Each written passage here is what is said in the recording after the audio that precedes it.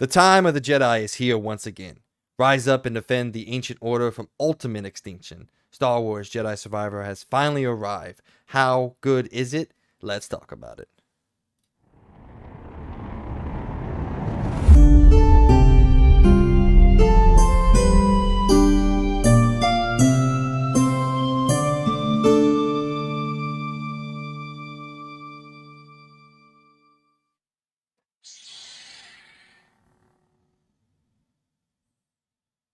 Good morning, evening, or afternoon. What's up, everybody, and welcome to the XP Podcast, episode 48 for the final week of April 2023. I'm your host, Mike C, and joining me, as always, my co-host, the Birdman himself, my Padawan, Logan B. What's up, man?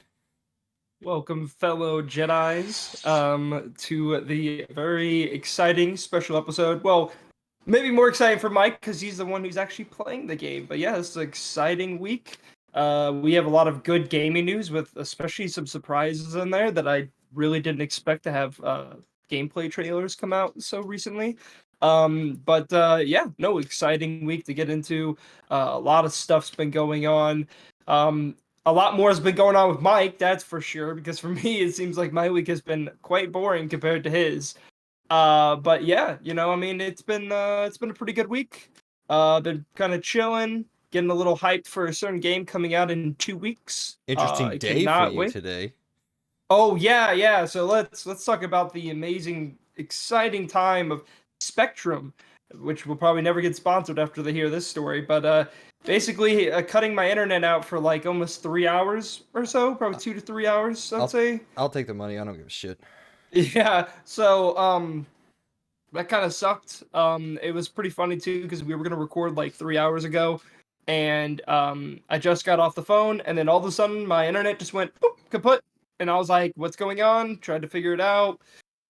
The funds of me and my unluckiness, I seem to be... Honestly, I should probably have Logan fail of the week, because honestly, there's so many tech failures that happen to me. It's honestly kind of ironic at this point. It just happens all the time. My PC, my internet, I don't know, anything. Anything can have a problem at this point. I'm kind of scared. I probably should... Every single time we're playing Call of Duty and I load into a game, all I hear is, What's going on? What? I'm like, dude, how do you have so many issues? Well, because I'm in the firing range, dude, and every time you jump to like a new game to search, it breaks the firing range every time for me. One time I literally had a barrel pop through my head. Like I seen two barrels. I had a barrel for my gun in front of me, and then the barrel was sticking out of my head in front of me, and I'm like, what the hell's going on? That was kind of funny. But yeah, so that kind of sucks. I've but here lost we are. my backup dongle to my dongle to my backup mouse, so that's good. Good job. Oh wait, no, Mike. it's plugged in. Never mind. Whoops. Oh, so you're all good. You're all good. So Why did I do that? I guess positive news. I mean, if you guys probably could tell, I have a little bit of updated lighting here. I'll show you a little preview. This is a little background here, as you can see. This is my little lighting setup right now. Very basic, little cheap thing I got, but I wanted to update my lighting because. As people probably noticed if you've been watching, not listening only to the podcast, you will notice that my lighting wasn't great for a lot, pretty much since we started, because it was always this side of my face that was super bright, and this side of the face was just super dark. It didn't look good in my opinion. So I got a quick little cheap ring light so that I can light my face. So hopefully this is looking a little bit better. I think it looks really good in my opinion. It's really nice. I do want to update and do some more lighting and everything. Maybe have some lighting for my table back here, which as you can see, I have a little bit of a switch back here as my little showcase table. But yeah, actually, here you go. There you go. For the people watching. Well. When'd you buy the OLED? I didn't yesterday. Know you bought the OLED yesterday. I didn't know you bought the OLED. Yes, I did. Why? Yep, I just did. Why? Because I like to play my Switch on the go, unlike you. I get why you don't want it, because you don't play your Switch on the go, but me, I do, and I think it looks way better. Oh, no, way better. I mean, clearly, it's OLED, and the screen's better. bigger, and the speakers are better, and the stand is also a lot better. So I mean, yeah, and I want to get it because I'm very excited for a certain game coming out soon, and I really want to play it on a very nice screen because it looks so good, and I can't wait to play it. Which I mean, as you probably already know, I don't need to push this under the rug. It's Tears of the Kingdom. I almost said Breath of the Wild. Tears of the Kingdom. Very excited for that game, but that's something we're going to be talking about later. So, how was my week? It's been pretty chill. You know, my parents, they left for Hawaii for 2 weeks. So, recently I've been playing a ton of Switch because I've just been chilling at their house sitting and taking care of their pets, which has been pretty fun. I mean, they've actually been pretty chill, the pets. They haven't really done anything too bad other than my dog decided to just yak on the couch one day. So I had to clean that up. But other than that, pretty chill week. Dog and cat, they're just like whatever. I don't have to worry about them making any messes. So yeah, not been too bad. But yeah, how about you, Mike? How Nothing. about you, Mike? Pretty good. Had my Yeah. last working day at Target Thursday, so I'm no longer employed at Target as of today. Friday and Saturday were technically my last days employed. I got paid for them, used some vacation to get that moolah, but so I'll start at my Nice. new job next week. Then I start in school pretty shortly, so I'm excited about all that. I'm excited to finally go back to school and get done. It's taken me over a decade now, so that's sad and depressing all at the same time. But yeah, no, I've done a lot of gaming stuff. I'm really into the gaming mode. I swing in and out every now and then, you know. I watch a lot of TV sometimes, but I did catch up on some episodes. But I have this whole week off, so that I don't start till next week. So I'm gonna get done with Star Wars. I'm gonna clean up some stuff. I might even catch back up on some Disney shows. I watch that shit, but Yay. yeah, I'm not that excited about it, but I want to get caught up, get ready. I want to watch Mandalorian season 3 now that it's done. I've heard some good and bad things. Good things from pretty much half the people I talk to. Bad things from half the people I talk to. So I want to get my own perspective on that and see what it's like. But yeah, overall, just a good, solid gaming week. Put a lot of time in. Probably played for about 30 plus hours between everything that we played this week. So pretty pretty happy with that performance and outcome. Said I feel like I want to sit down, I want to play some games, you know. Sitting here now, I want to get back to a certain game. Well, I want to get back to two games we've been playing. So overall, again, good week, fun tea. I decided to show off my controller that'll never be opened. The old God of War Why? limited edition DualSense. Actually, I can't blame you. I have a Motor Combat. I don't remember which one it is, but it's a PS2 controller and it has Scorpion on it, and it's a gold PS2 controller. And I probably will never unbox that either. So I don't blame you, Bro, honestly. random side note. So it was announced this week. It's not a part of the news stories, but it was announced this week that Final Fantasy 16 is getting a bundle edition with the PS5 and a bundle edition with the a like limited edition PS5 in Japan. That's not coming over to the States. It's the first PS5 console to actually have exclusive plates and a controller. Well, I guess the God of War one has a controller, but it has exclusive plates that come with the console as opposed to just the regular white plates. But it's only launching in Hmm. Japan, and I'm a little annoyed by Why? that. And Because is it a Final Fantasy variant? Is that what you're saying? So yeah, okay, it's black yeah. plates with gold embroidered Final Fantasy, like the main Final Fantasy 16 logo. It's embroidered in gold on the sides, and Hmm. it's a blackout console technically, and the controller looks really cool. So if I want it, I have to go to an import site, and I looked at it. Guess how much the shipping is on just the Oh, I controller? bet it's probably $200. Okay, Two, it's not, 300. no, it's not that bad. It's like 120. Oh, So okay. it's like just under 120. I think it's like 118.99, something like that. But I'm not spending $200 plus on a limited edition controller. If I'm going to spend Yeah. $200 on a controller, I'm gonna buy the DualSense Edge. Speaking of DualSense Edge, you're gonna like this. I hate Call of Duty because the more and more I play it, the more I'm like, oh, fuck, I want a pro controller. I want to be able to jump and do all this stuff without having to take my hand off the triggers and everything like that. So I get it. Yeah, dude. I mean, that's why I play with this all the time, dude. Not this one, but I'm not gonna go find the other one. But I have a white variant of this, dude. The Elite controller, dude, with Call of Duty, dude. It's great.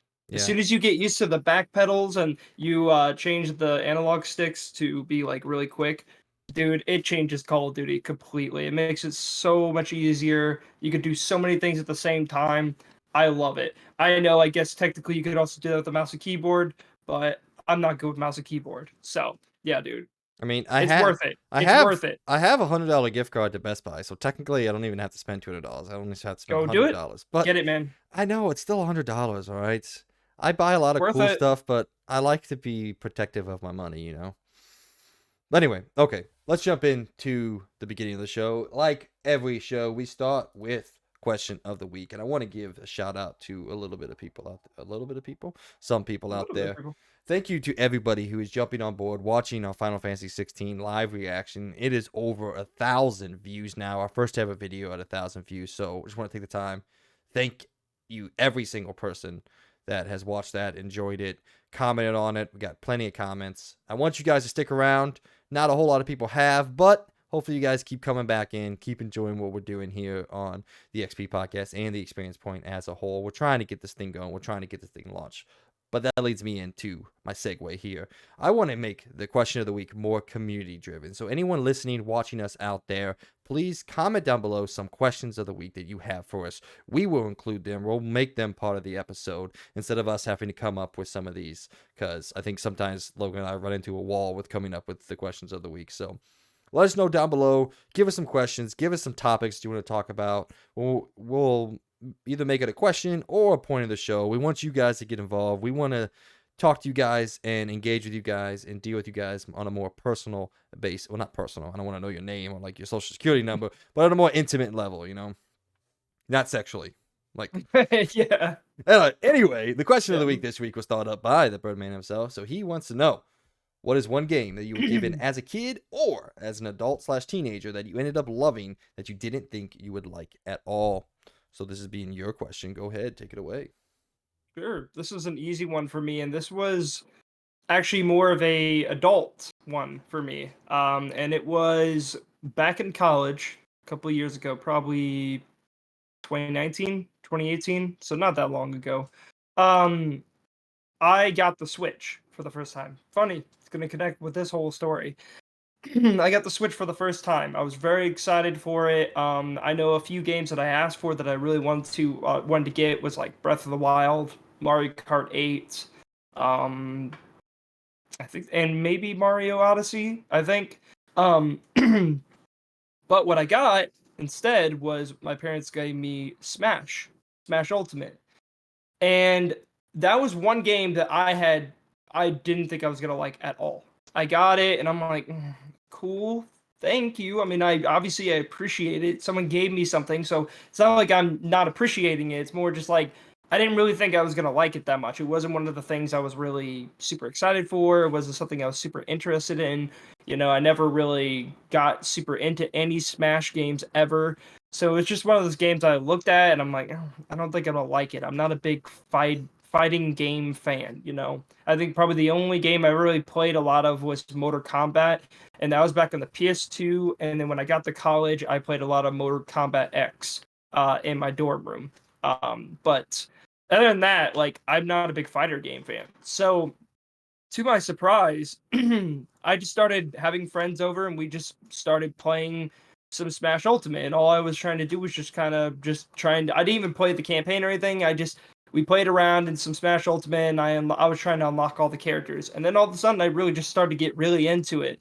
And then the more and more I played, the more and more I was like finding characters I really enjoyed. I'm like, this is actually really, really fun. And then the more and more I started like watching YouTube videos, trying to train myself to get better at Smash. And I'm like, what is going on? I'm like, I'm actually really loving this game. I mean, heck, Smash Ultimate is still like one of the most played games I have on my Switch, which is insane because it wasn't one of the games I was really hyped to get a Switch for. I think the game that really hyped me up for a Switch was Breath of the Wild. I played Breath of the Wild on my dad's Switch when he first got it back in 2017 when it first came out. And I played it and I was like, holy crap, man, this little device can play this cool of a game. So I'm like, this is awesome.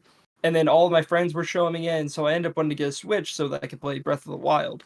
Um, and so yeah, to my surprise, Smash Ultimate dude became one of my favorite games on the Switch. It is so good. It is so much fun. It's so just freeing and open to play with anyone. You don't have to be a hardcore fighting fan to really enjoy it. And I mean, it's just one of those surprises to me. You know, it's one of those games that I did not expect to end up loving. at the end of the day. So, Mike, what about you? Mine is a little bit more of a deep cut here. This goes back to, let's see, I'm doing math here. I was 14, just turned 15. And it was Christmas of that year. And my mom, she, while she never really loved the fact that I play video games as much as I do, she's fine with it now. But back in the day, she was always like, why don't you, have a life? And I'm like, I do. It's inside this game. That's my life. But so she would reluctantly buy me video games every now and then. And every once in a while, she would just buy a game. I wouldn't ask for it. I wouldn't put it on my list or anything. She would just buy me a game that I don't actually know why. I've never asked her. Like, she would just buy me a game and say, here you go. And I was like, oh, okay, cool. So she bought me this little known game called God Hand. I don't know if you've ever heard of it. It's I was waiting for an, okay. Sorry. I was waiting for an answer. Sorry, yeah, no, I don't know what it is. No. Okay, so God Hand is a old school kind of third person beat 'em up game. It was directed actually by Shinji Mikami of Resident Evil fame. He directed, Resident Evil 1, 2, and 4. He's directed the Evil Within games. So this is kind of his like beat 'em up action game. And this game is absolutely fucking awesome, man. Like, I was so just enamored with it and addicted to the combat, the style. I mean, it is over the top, cartoony characters, cartoony villains. But it's one of them games that I played for quite a while. I think a couple weeks. I was just coming home from school playing God Hand, and it's an awesome, awesome game. It's over the top, super action heavy. You do these ridiculous moves. You have these things that I believe they called them the God Reel or God Roulette or whatever it was, where you would have like this roulette wheel that would spin, and whatever that land on, you would do this over the top action and attack. And it was such deep combat, like very similar to like Devil May Cry, where you had combos and all these different things you'd pull off. And it was just a joy to play. It doesn't take itself seriously. It's a joke of a story. It's at over the top villains, over the top attacks, over the top everything. It was the precursor to something like Vanquish, I would say. Who also was directed. That game came out. It was a Platinum game, but I think Capcom produced it, if I remember right. This game was also produced by Capcom. So, man, I've grown up with Capcom. They went through a couple rough years after Resident Evil 6 and all that, but I mean, we've talked about how much we love Resident Evil 4. Capcom is where it's at. I love that. Those guys over there. But yeah, I would say anyone who've never played this, I don't actually know how you would go out and get it. I believe it came out on the PS2 classics on PS3.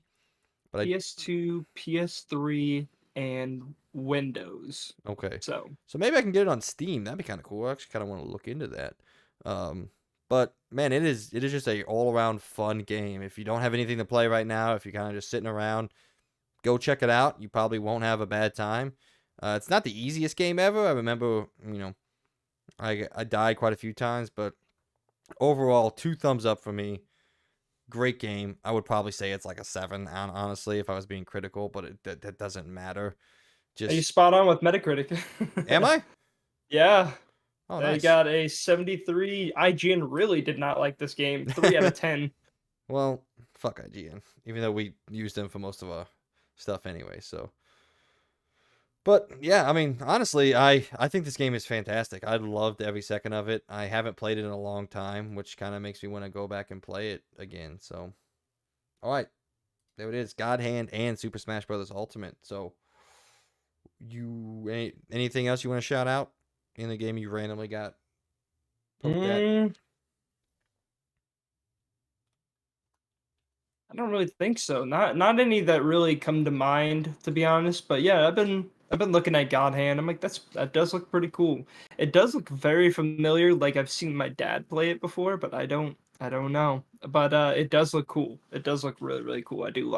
I like the style of it. Yeah. It looks fun. It looks wacky. Oh, it's insane, dude. It is it is a nonsensical ass story, if you could say that. And it kind of delves into kind of that teenage like angst thing of like, oh, your main character hits on all the hot girls, even though there's like serious stuff going down, like the world's at risk. But there's a female character with big old equipment, and Equipment. Yeah.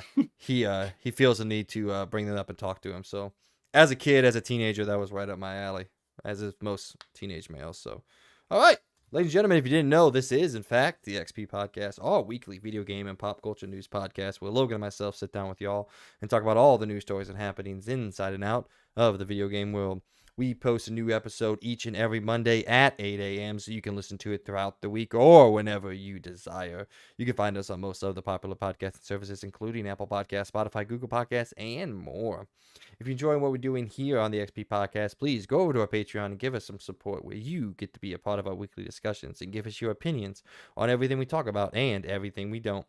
You'll also be able to find all of our uploads there along with any exclusive episodes we may post. Links for that are in the description down below, or you can simply go to patreon.com and search Experience Point, spelled capital X, capital PERIENCEPOINT. However, if you don't have any money to send our way, don't worry. We still love and appreciate you to listening to us and being a part of what is hopefully a growing community. You can also go over to our YouTube channel where you can get this show and all of our shows in full video format. If you do, please don't forget to give us a like, share, subscribe, and hit that notification icon so you can be aware of everything we post when we decide to post it.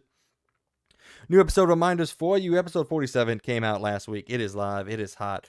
We talked about Sony buying Firewalk Studios. We reacted to the Immortals of Avium gameplay reaction, and we talked about Xbox's 10-year game. But that's not all. We had a lot more to talk about in that episode. So go check that out. Listen to us. Come back to see what happened this week. Spoiler alert, not that much, but we made an episode anyway. So with all that out of the way, let's get into this week's show. In our point of the show, we're doing a little bit of a turn, going back to some of the old style of the XP Podcast with random topics. We are going to give you our top 5 most anticipated games for the rest of 2023. Then, in Around the Point, we react to quite a few new gameplay and reveal trailers, including Armored Core 6 and Zelda Tears of the Kingdom. PlayStation continues to sell a lot of consoles, and PSVR 2 will finally see the light of day in stores shortly. Then in LTR, we dive into the reviews for Star Wars Jedi Survivor. But before we get to all that, it's time for what is and forever will be the rundown, where we catch up on all things pop culture that we've been doing, whether that be gaming, TV shows, movies, books, or comics. It doesn't matter to us because we like it all and love to talk about that. So, Mr. Birdman, take it away. What, sir, have you been doing? Not much. Not much at all. Well, let's start with the short bit. Well, actually, you know what? Yeah, we'll start with the short stuff. Played Monopoly. If you listen to the last 2 weeks, you know what it is. It's Monopoly Go. It's a mobile game. It's fun. You like Monopoly, try it out. It's a fun little mobile game. Again, me and Mike, we're not big mobile game people at all. So for both me and him to both play Monopoly, trust me, that's a big deal. Go on. Cut in real quick. Worthy, Yeah. I know you listen to us each and every week. Fuck you. Yeah, honestly, you can change the targets. You Worthy. short little dick. All right, dude. He texted me 20 times in a row one day. I seen it. I'm like, dude, come. I saw it. I'm like, dude, calm down. Like, jeez. Leave me the fuck alone. But yeah. So. Again, I also don't know how he gets attacked so much, because he's way down on the leaderboard. Like, there's no way he's as high as I am. So how does he get so lucky to land on the shutdowns seemingly every 3 times he rolls? I know. I love you, Worthy, by the way, man. Don't, you know me, so I'm just joking with you. But honestly, fuck off. Continue. Not only that, but also damn freaking video game fantasy league, which, by the way, if you want to go check that out, we do have episodes where we do our drafts and everything with our video game fantasy league. But yeah, fuck you also, Worthy, for stealing my game. Because you are like a hyena, man. You just watch for games that popped up on there, and then you jump at it and instantly take it. So yeah. So yeah, Monopoly, fun. Monopoly Go, give it a try, download it. Trust me, again, me and Mike don't like mobile games. It's a good time. This obviously isn't an ad. We're not getting any money for this. We're just being honest. But oh, by the way, the other thing, I don't know if you've been paying attention, but on the Open Critics battle that we did, by the way, go check that out. It's our 3rd most popular video. People seem to love it, so that's good. We're gonna hopefully have an update to that shortly. But you are killing it. You are number 1 by a wide margin. You've gotten quite a few bullseyes. I'm second at 40 points. Worthy's third at 39 points. DJ has 35 points. And you have 51 points. You are Good killing it, my stuff, man. That's man. Good good. Yeah. stuff. I gotta I'm a add good in. guesser. I gotta add in the predictions we did this week. Yeah, but one of your big ones was you're the only one of us that called The Wolf Among Us 2 being delayed. So you got an automatic bullseye for that. Excuse me, an automatic bullseye for that. So, yeah, that's crazy. Let's see. I have the stats pulled up. You already have 2 bullseyes and only 6 zeros. DJ has 10 zeros on his predictions. It's a rough beat out there, buddy. I have 0 I'm the only one that hasn't got a bullseye, and I'm really annoyed by it. But I've gotten like 5 points on a lot of things. That's good. Freaking Dead Space. All right. Yeah, that's annoying. All right, but other than that, I know another thing me and Mike have been doing, and you've probably heard the last 2 weeks. So we'll go real quick on this. Mofford 2, been playing it. I mean, I know I've said my worth, so do you have anything new to say about Mofford 2? It's a good time, it's fun. The new season's great. Fuck Fuck Black off. Gold. I was gonna say, fuck That off, Black mode, that Gold. map sucks. That was I'm the only kind of thing I was sad gonna about say. it because it could have been so good, but they just brought back the same thing that nobody liked in 2019 and just brought it back for some reason. I don't know why, but whatever. But other than that, pretty good season. Been having a lot of fun. I think me and Mike got really into DMZ for a little bit there, which has been actually really a lot of fun. And dude, by the way, that double XP weekend we played, we leveled up some weapons real quick Dude, in it DMZ. was Also, quick tip for you people out there. If you want the M13, we learned something a little quickly there. If someone else has an M13 and as a contraband weapon and you drop it and give it to someone else, they should be able to extract with it immediately and unlock the M13. So you don't have to all do the same objective to get the M13 unlocked. Little tip for the people out there, because me and Mike learned that real quick when we went back in the second time. And yeah, it's an easy way to kind of just quickly get the M13. But other than that, good game. I think I'm having a lot of fun this season. I think Mike definitely is. I haven't seen him this excited to play Modern Warfare and like ever, so he's been really enjoying it too. okay. Well, you weren't there when the first Warzone was out. I played it every single night. I put That's 200 hours into the original Warzone. So, that's but fair. you know, I'm even enjoying multiplayer, playing with you guys. You know, Mm-hmm. I'm having some fun. I do have some criticisms. Infinity Ward, they do this thing.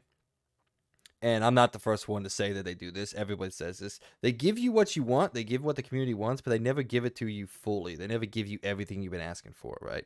So they Mm-hmm. finally included plunder in Warzone, but it's only Mm-hmm. quads. Why? What?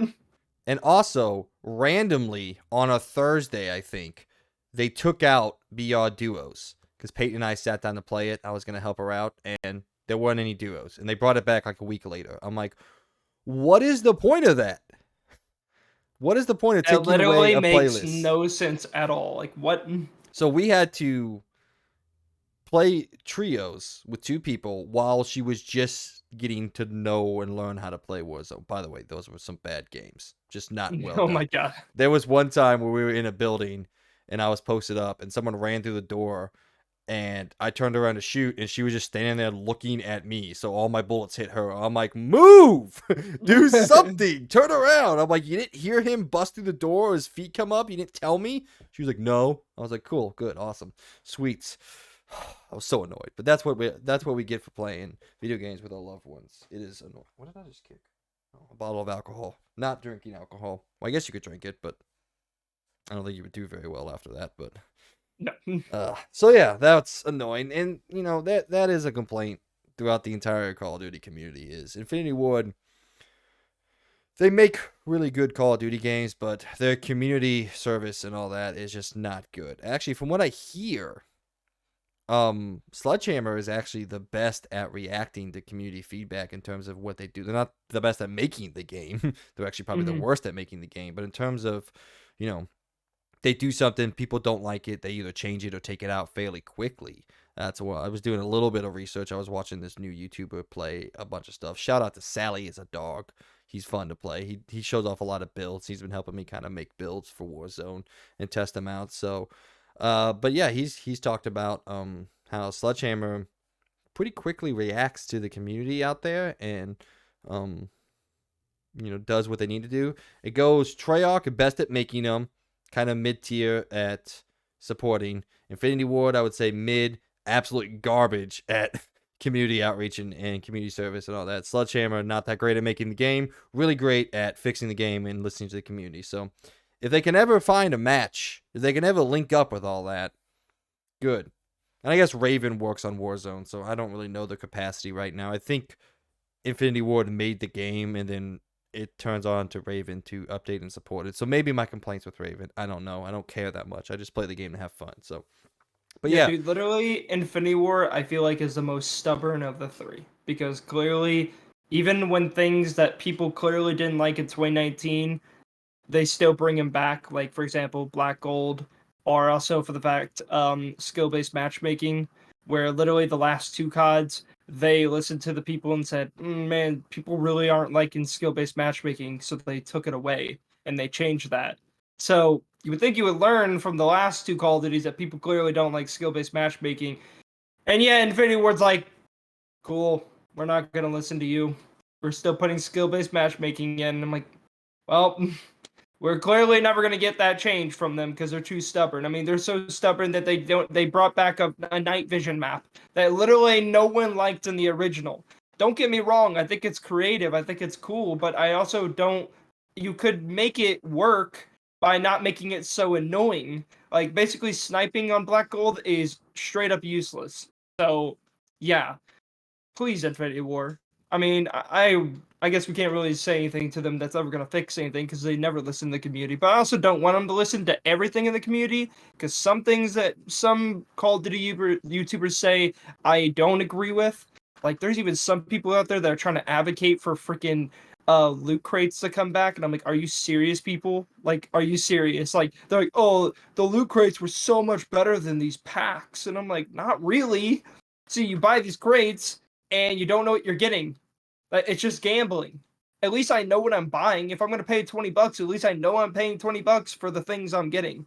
So that's a whole different rant with Call of Duty. But man, I don't think you should listen to everything with the community, but I do think there is a very huge portion of your audience that doesn't like a specific thing. You probably should work on it. Maybe try to work with them back and forth. Maybe add some of your own creative thoughts and then put some of theirs in there. I don't know, it's Call of Duty, but whatever. I think we still are having a lot of fun with it. Whether our complaints are there or not, I think we're still having a lot of fun. So yeah, the more I dive into it, now that I've gotten back into playing it, the more I dive into some of the YouTubers and community out there. Apparently, this game is hated, so I get. Yeah, which is weird. But in my opinion, I think this is the better multiplayer out of the last three, which is weird to say because they changed the whole skill-based matchmaking. I like it because it's a little bit more. It's not really slow pace, but it's not as arcadey, in my opinion, as I like the that last two. it's more tactical. Like Mm-hmm. if you round a corner running and sprinting, you're probably going to get gunned down. And some people complain about that because they want Call of Duty to go back to, early 2010s where it was all just incredible Twitch reactions and you could just fly Mm-hmm. around everywhere, which was fun. I loved Black Ops 3. I played the crap out of it. But I do like, if I'm ADSing around a corner and I slowly move around a corner and I get a kill because of that, that makes me feel good. That makes me feel like I tactically did something fairly well. And Mm-hmm. granted, there's still those sweats out there that can slide and jump, and I just can't compete with those guys. I get outgunned by them every single time. But the more I play, the more I'm getting better at my movement and all that. And playing on shipment has really helped me get Twitch reactions Yeah. back. So. Dude, that is like the best aim trainer map. Yeah, no just get kidding. in there and learn. They throw you in the deep end. They're like, all right, learn. Figure it out. Real quick. Yeah. Yeah, I mean, heck, if you really want that classic Call of Duty, Cold War is still a thing. Those servers are still going. I'm sure there's a huge community still playing that game. That's more classic Call of Duty if you play Cold War. That's why I didn't like it. After playing 2019 and jumping in the Cold War, I did not like Cold War multiplayer. It's not for me. It's just not fun. I find Infinity War's multiplayer style a lot more satisfying. I mean, heck, why do you think Warzone was still popular? Because literally it was off of 2019. So clearly there is a love for this type of gameplay, but people just seem to only love it in the Warzone mode. They don't like it in multiplayer, which is weird, but whatever.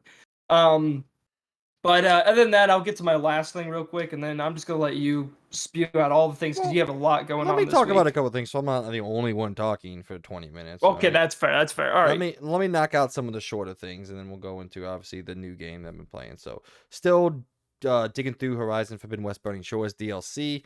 Haven't really sunk back into that too much. That's not the game's fault. The game is, I loved Forbidden West.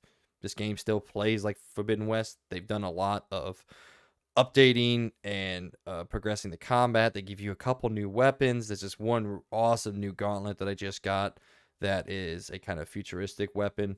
I think the new characters that are in there, especially your main side character, Seika, she is so good so far. I'm probably a little over halfway done. I think I'm on the 4th of 5 main missions that are in this. And there's a lot of collectibles and other stuff to find and engage with out there. It's probably about a 10-hour DLC, I would say. I guess if you mainline it like Logan does, you could probably get to it in 30 minutes, but Yeah. Yeah. I'm kidding. Probably. A couple hours if you mainline it, but that's not the way I feel like these games are designed to be played. So they're designed to explore and fight some of the bigger creatures. I will say it is hard as shit. Dude, some of the new creatures, it's this frog robot. I guess technically it's a machine, going off a frog. Hmm. Because if you know, they go off of like creatures and dinosaurs. This frog guy is a bitch to fight, dude. I still haven't figured out the best way to fight him. He just does like this leap attack. He just keeps jumping up and down. And you're just in like this constant stun lock. And I'm like, well, this is fun. Uh, but I mean, it's Horizon Forbidden West. It's the great third person open world gameplay, super kinetic action, great character work, good stories, probably some of the best visuals in the industry.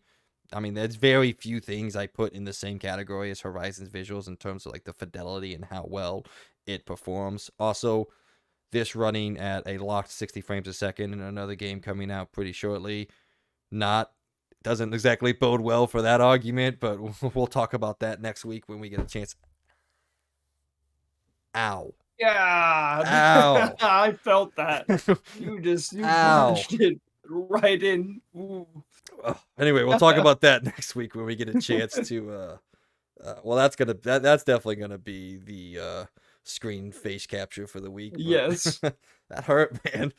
Yeah, we'll definitely talk about Redfall next week. So, but not a great comparison. Those things coming out pretty closely, but overall, fairly enjoyable. I know it's getting a lot of hate out there. It's getting review bombed on Metacritic and all that because of some politicalness and some LGBTQ hate out there because of some of the characters and one story point per se. I'm not going to spoil anything out there. I want everyone to experience this thing for what it is because it does set things up for the eventual threequel coming out hopefully in the next couple years for Horizon. So, but this is why I don't trust user reviews so much because like if you go on there, I think it's at like a 2 on user score.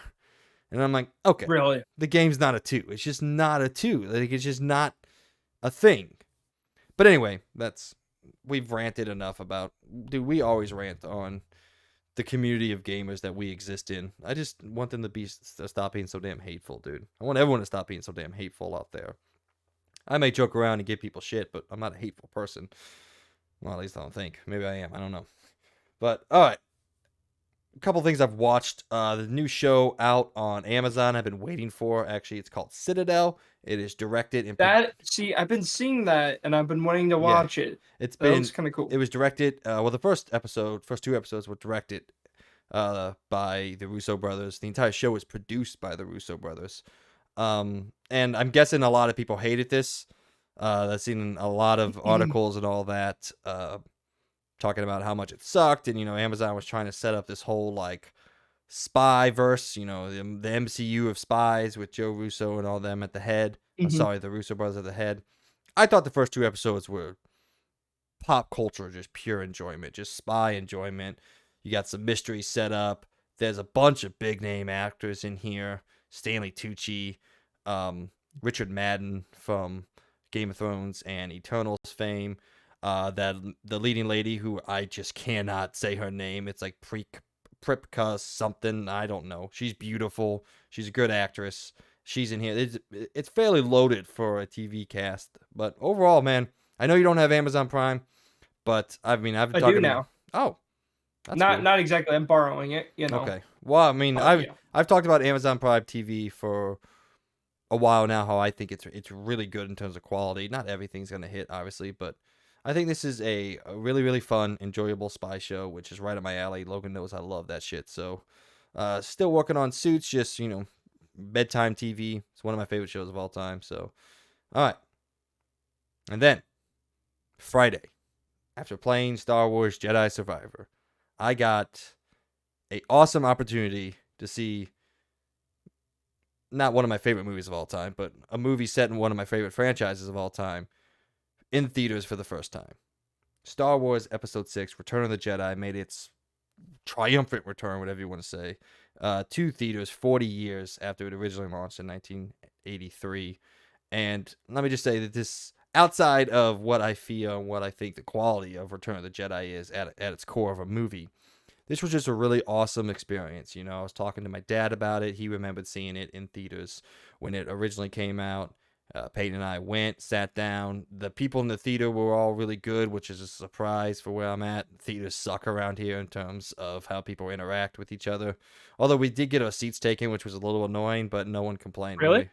Yeah, someone was sitting in our seats, so I just moved down to the row below, and no one said anything. So I was like, that's a little annoying, but whatever. The theater was actually I would have been such an a-hole. I would have been like, "Hey, that's my seat. the only reason I Move." wasn't an AO is because Peyton screwed up and she got the row too far back. Because I like middle. Oh, okay. And Well, that's good. So it worked when out we anyways. when we were trying to guess what the middle of it is, because it's almost impossible to guess that like right.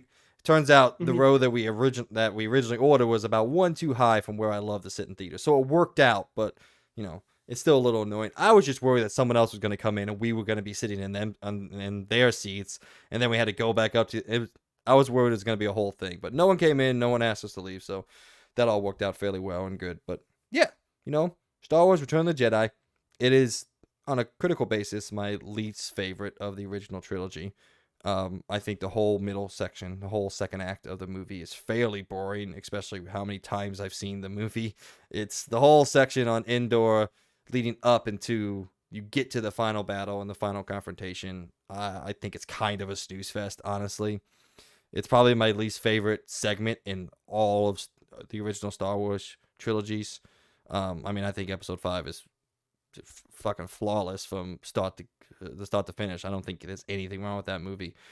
And 4 has the advantage of just having to set everything up, so its slow parts are a little bit more forgiven. But yeah, there's the whole middle section. It's just, frankly, it's boring. I don't Yeah. I don't like it. It's my least favorite part of that movie, and that did change here. But I will say, it's still an enjoyable movie. Better than a lot of other Star Wars we've been getting recently. Not better than everything, but it's better than a Yeah. lot of it that we've been getting. So overall, that was just a really cool experience for me to go back and see that in theaters for the first time, because I wasn't alive when it came out. So I wasn't even conceived yet. So did you get a chance to check it out? I know you said you wanted to. Did you get a chance to go see So it? hopefully soon, Okay. possibly. It seems like it's going. I was actually checking because I totally forgot. I do want to go see it. I still wish it was. I know it's not. It's past the 40th anniversary, but I do still kind of wish it was Empire Strikes Back. Because, dude, I would love to go see that in theaters. But um, I do want to go see this in theaters because I've never. I mean, obviously, I've never seen. I'm too young to have been able to see this in theaters. So I want to go see it in theaters really bad. And I also hope when it hits the 50th anniversary, I hope Empire Strikes Back comes back to theaters because I would love to go see that in theaters really badly. I think it's still easily my favorite of the original trilogy. But yeah, I do want to go watch this, hopefully. I had to pretty What much do it within Monday through Wednesday because Thursday, the only time is 12. mm, You can only go see it at 12. what That's would it. be really So, cool is for the 50th anniversary. So in 2027, they just have a marathon of all of them, all 9 movies. I would that'd be be like, hype. yo, we got to figure out how to match up and go to this thing. It'd be obviously a Hmm. whole day thing. Actually, yeah, that's shit. That's over 18 hours of movies. But man, I would do that. for all the Dude, crap that I have. I want to go to one of those I don't know where you go to do these things, but I want to go to one of those showings where they have the movie, but then they have an orchestra in front play the music when it's going on. Dude, that is a dream to You go want? see one of the Star Wars movies that way. Dude, if I could either see Star Wars 3, Empire Strikes Back, dude, if I got to see any of those with an orchestra, dude, ooh, it's over, dude. That's gonna be so awesome. I Okay, want to go do that so badly. that's really weird and creepy that you say that because on my birthday, October 8th, we're going to see Harry Potter and the Sorcerer's Stone with a live orchestra. No way, dude. Yeah, That's yeah. oh, that's gonna be so It's cool. coming down, and Peyton and I got great seats, third row orchestra, middle left. They were Where do you even expensive. get that? Like, where do you go to get Mm, that? Like, just I've never seen any of it's this. on sale. I mean, you guys have Yeah, we have the Opera Theater, I yeah, the believe. Opera Theater. We have the Orpheum Theater down here in Memphis. So it was on sale. We were right there. Peyton had set up notifications for when they went on sale. She got the email. Which is funny. We were actually sitting in the truck, waiting to go get food. We had a reservation at Texas Roadhouse, and she said they're live, and I Mhm. was like, "Fucking get them!" And yeah, we got, third row back, middle left orchestra. So it's like we're right there, and I'm like, hell yeah. I mean, they weren't like super expensive. I think they were 79 per ticket.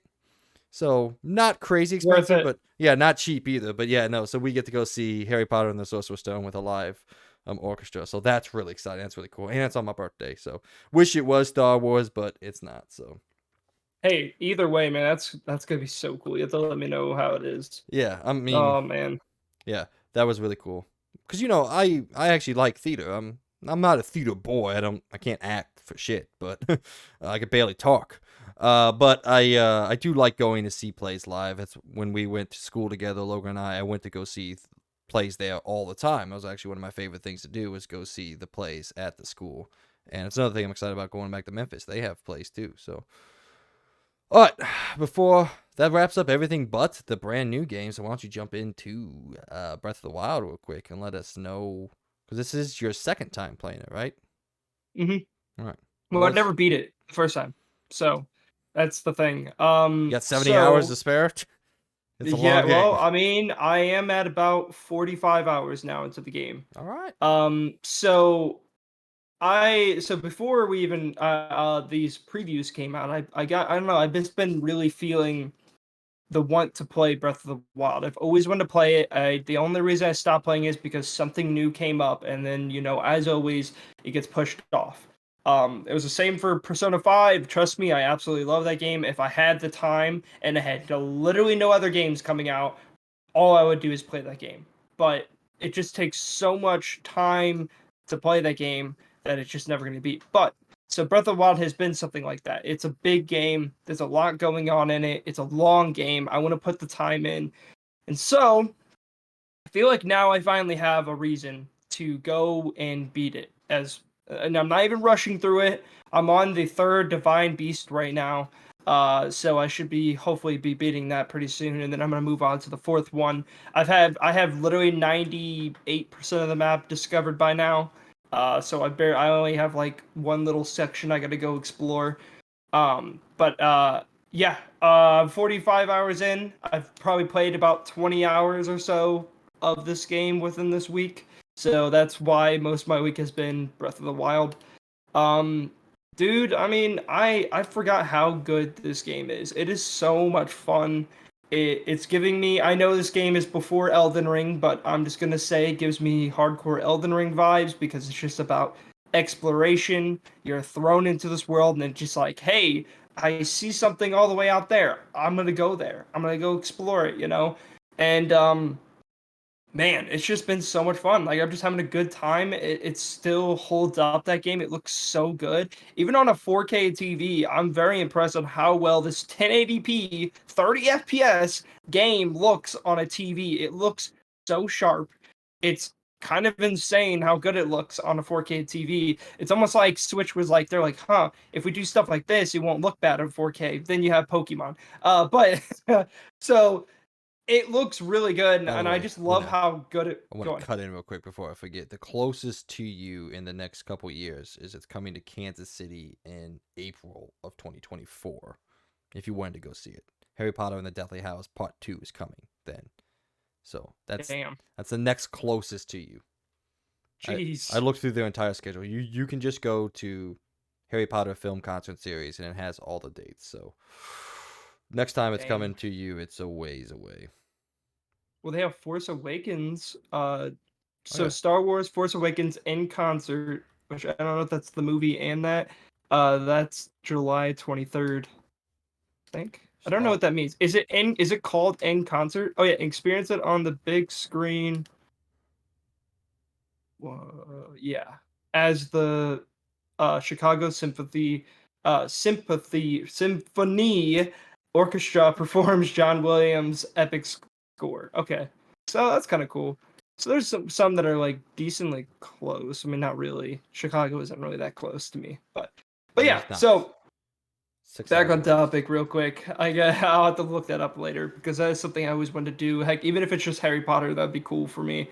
But yeah, Breath of the Wild, super cool. I actually want to throw out a little funny story I ran into that really blew my mind in this game. That it makes me love the game even more. So I was doing one of the puzzles in one of the shrines, and it was a puzzle where I had to get this electrical current to this like specific area. So all I had was two barrels and one big box. And I got to this like little area. I was like, oh man, I don't know how I'm supposed to get this last bit, this like last current connected. So I had like two barrels. I already put them down. I already put the box to get the current thing. And I'm like, where is the last barrel? So I had a dumb idea. I'm like, you know what? I don't think it's gonna work, but I'm gonna try it anyways. I dropped one of my metal weapons, picked it up with a magnetic tool, put it next to electrical current, and then my mind was just blown. And it's just, I know this probably isn't that surprising for like older games, but for today's games, it's surprising to see anything do. Whoa, I almost hit my light off.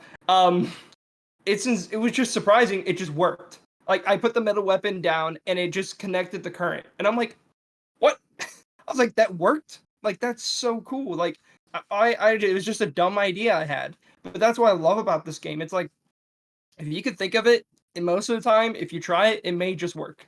Like it's so cool. I love that. I love the creativity with it. I love all that. I mean, I did just run into a part in the game where I'm not enjoying it, which is a forced stealth section, which I do not like. And I will admit, I don't think Breath of the Wild stealth is good at all.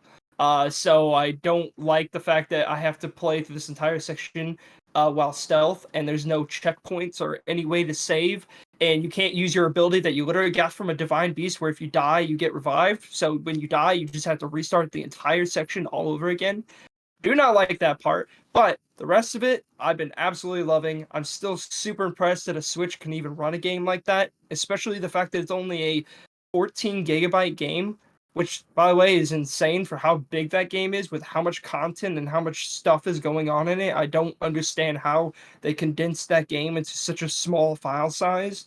um but yeah, it's so cool. I've been having a lot of fun with it, and it has me unbelievably hyped for the sequel that's coming out, which we will be talking about some of the previews and how unbelievably excited I am after seeing them. So, what about you, Mike? Or do you have any questions or anything? No, I mean I have beaten Breath of the Wild. I think it took me like around 80 or so hours. It is a masterclass of a video game.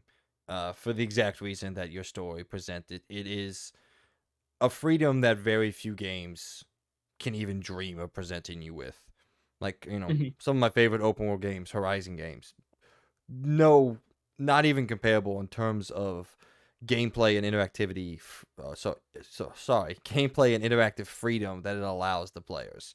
Like you can go watch highlight reels of people doing just insane stuff with the physics engine and the interactivity of Breath of the Wild. That it is, I think, its crowning achievement. And yes, the open world kind of completely flipped on its head for what we were used to in 2017 when the game came out. Completely changed what you can do with an open world and how you get to live in an open world and give you that sense of connection to the world that you're in. That game revolutionized how it can be done, and that was further taken up the. I'm having troubles here. It was further expanded on in Elden Ring in terms of connectivity and world design in open world video games. I much prefer Breath of the Wild to Elden Ring. Granted, I've never played Elden Ring, so but I don't want to. So you got to play Elden Ring first. I don't want to. But anyway, it is a masterclass of an open world video game from a pure design gameplay perspective. It's untouched and unfathomable what they were able to accomplish back then. And from everything that we say we'll talk about it here in a little bit. But Tears of the Kingdom looks like it's taking it farther than we ever thought imaginable. And while I'm still excited about it, I'm just not playing it day one. I got other stuff I want to do. But yeah, I mean, Breath of the Wild is a landmark video game. It's the highest rated game of all time on OpenCritic, rightly deserved because of how absolutely fantastic and spectacular it is. So I'm glad you're going to get a chance to play it. My only criticism is, and it's my biggest criticism with most Nintendo games out there, I just want a better story. Like going through and seeing some of the things, you get those flashbacks to the time before in Zelda and the Heroes of Legend, and I'm like, dude, this has the potential to be an absolutely barn burner of a story and narrative, and Nintendo just doesn't care, which is fine. It's their game. They focus much more on the gameplay systems and all that, which again, good. It plays like nothing else out there plays, but I wish there was a narrative that pulled me through, because after about the 50 or 60 hour mark, I was kind of done with everything and with the gameplay and all that. I'm like, yes, this is absolutely incredible, but we've talked about time and time again, my game and what I play is I need a narrative sometimes to pull me through. I need something there to grip me and pull me through. And it had just enough to keep me engaged. I wanted to know about the history and the background on all that, but when I feel like you can watch a YouTube video and get a better understanding of the narrative and perspective than what the game can present, that is my biggest criticism on Breath of the Wild as a whole, and really Nintendo as a whole. I just don't really think they put narrative storytelling at the forefront, which again is their choice. That's fine. I'm just saying that's why I don't love them as much as So for Fire Emblem. Fire Emblem is really good. Yes. I mean, Three Houses is really good. Yes, yeah. yes. So they do have their games. Let me Mm-hmm. let me step on my own foot real quick. They do have their games, but you compare that to like the narratives in a PlayStation exclusive or something like that. It's just not in the ballpark. It's not even close. And since that is my number one reason why I play games, is to be told a story and to be told a narrative with character development, all these things.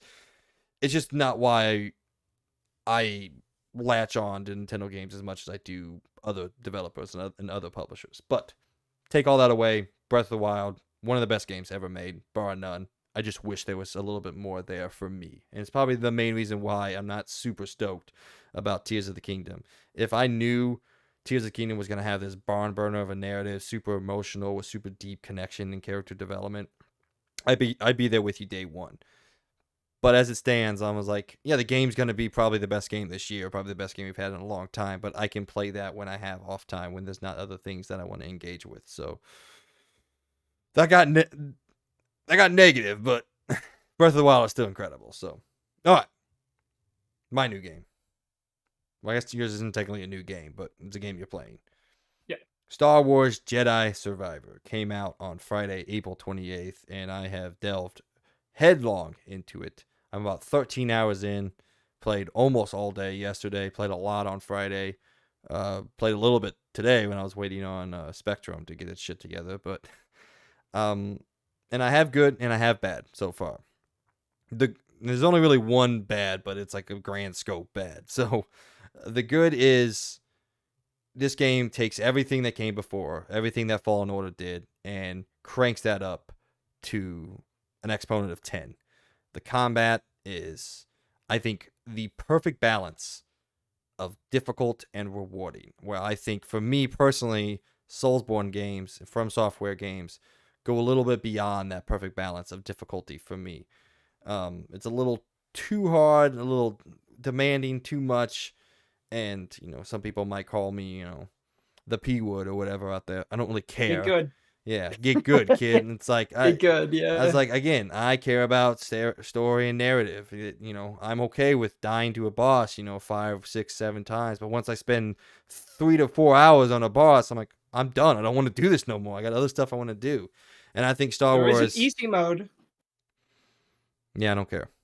See, you're stubborn. That's the problem. If you don't like the difficulty, there is an easy mode. Yeah, but then I have to say I You beat just it don't on want to be easy. known as a guy that beat Jedi Survivor on easy. Oh no, I was talking about Elden Ring. I'm playing Jedi Survivor on Jedi Knight.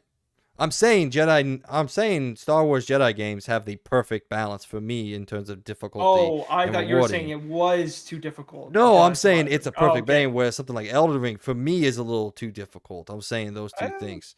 I I'm would definitely saying say Elden Ring is definitely one of the, in technicality, it's probably the easiest Soulsborne game. Probably.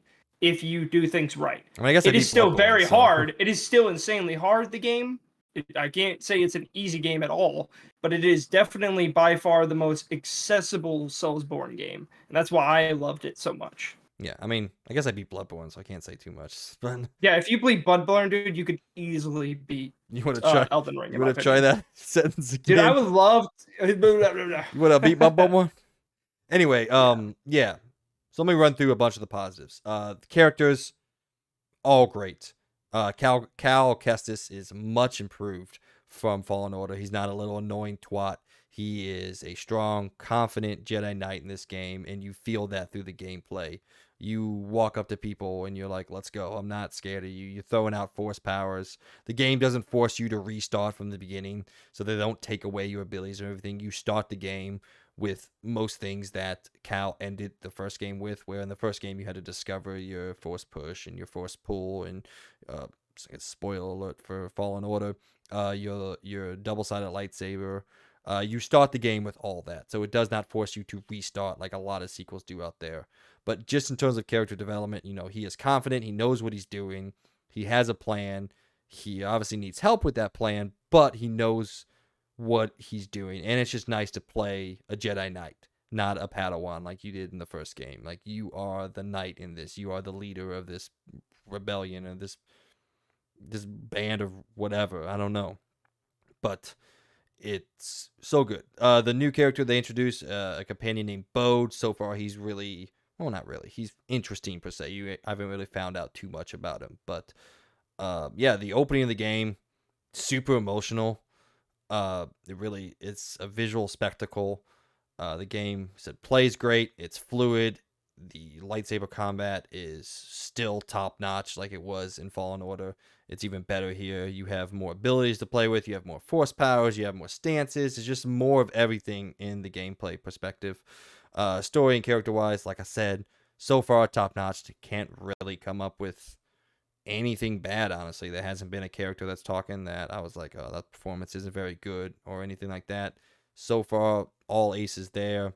Visuals, game is drop dead gorgeous at times. I've been taking a lot of pictures. The guys have been getting my screenshots, and I've been having a lot of fun just looking at the world and engaging with it. The biggest negative, the game is about 3 seconds from fucking crashing at any time, I feel like.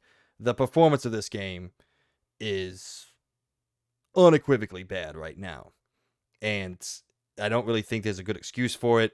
I mean, the world is big and it's detailed, and there's a lot going on systems wise. But when you get into the main world, the Koba, which is the big open world area with a lot, it's the biggest planet in the game. There's a lot to do. There's a lot to explore. I I I don't ever think the game ever once hit 60. I think it was consistently Is running underneath, and it was apparent to me, a guy who is, as time has gone along, I care less about the visual fidelity and more about the. Wait, I just contradicted myself. Never mind. what?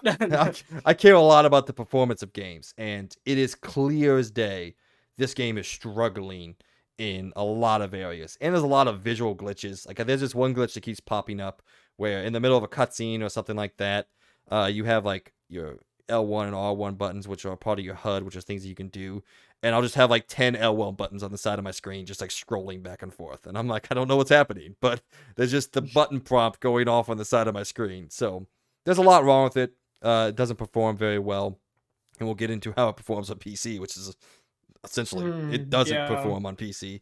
So it is bad. I understand it's a very ambitious game. It's a very large game. Like, I played 13 hours, and I think in the first world, I'm like 35% done with it. Like, I've explored and seen not even a third of what that world has to offer. So it's a very big, very large, very heavily detailed game. So I guess I understand that, but so is Horizon. There's just no excuse anymore for the game to come out this bad. Horizon could run at 120 frames a second.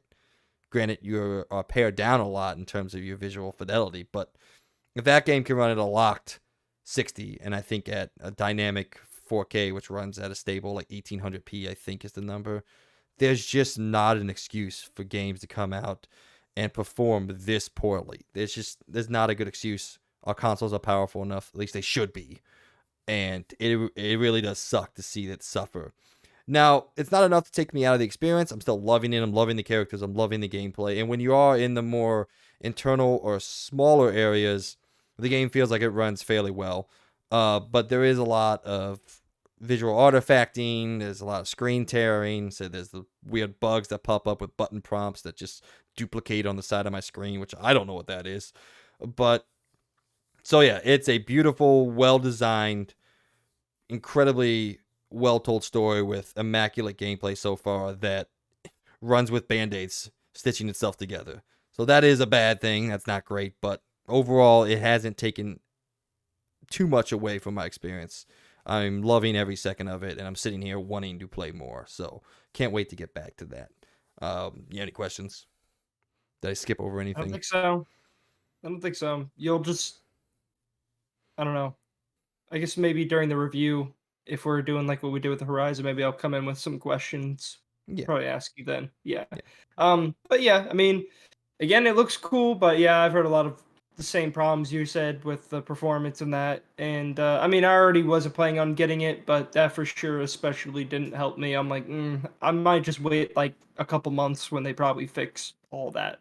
They'll probably fix all the performance issues. They'll probably fix all that, hopefully. But yeah. I especially feel bad for the people for PC right now. It's god awful. That's rough. It's I think Digital Foundry has given it the worst PC, but worse than The Last of Us, which was going to be the worst, but now it's Jedi Survivor. I did laugh at that. Also, I think it's a little unfair because Batman Arkham Knight just didn't work. Like, so that is a worse PC but they're talking port. about this year. Okay. I didn't watch the they're- videos, so Yeah. So they're this year, but yeah, it's awful. Like even on a 4090, it's like 30 FPS. yeah, There's a little bit of a problem there, just a little bit, yeah. Especially when you're playing on a $5,000 PC. I think the game should be running a little bit higher than 30 FPS. And it is a massive file. I have no clue why it's 150 gig. Yeah, it's 155. That's stupid. It's 148 on PlayStation because it doesn't matter. But but still, man, that's insane. But I guess they've added a lot more open world stuff. There's probably a lot more detail going in. But still, man, that's crazy though that it's running so badly on PC. Supposedly, even Fallen Order had the same problem on PC from what I had on the video. It's actually not a new thing. It's actually supposedly just worse. It just runs even worse in this one than when Fallen Order was on the release day and everything. So yeah, it sucks. But hey, the good thing is, I mean, I'm waiting. So by the time I probably do get to play it, and it's probably cheaper, I'll probably be playing a version that will actually run well. I will say that doesn't mean I should give them the benefit of the doubt. I think it's really dumb. You should be coming out with a game that works at launch, not coming out with a game that's broken. Like I said, it's inexcusable, and my score will reflect that and the problems that it has because I cannot in good conscience, even if I am enjoying it, even if I do end up loving this game, I want to be a critic. I want to look at games from a critical viewpoint outside of my own perspective on them. And critically, like, this game performs pretty appallingly. Like, there are times where it is blatant that this game, I don't even know if it's running 30 sometimes when I'm running through some of the open world areas. Like, you can see it chopping and hitching and doing all these things. And I'm like, oh, damn. This sucks. But like I said, it hasn't taken away. I still absolutely am loving most time that I spend with it. I think its biggest improvement is your biggest criticism of the first game.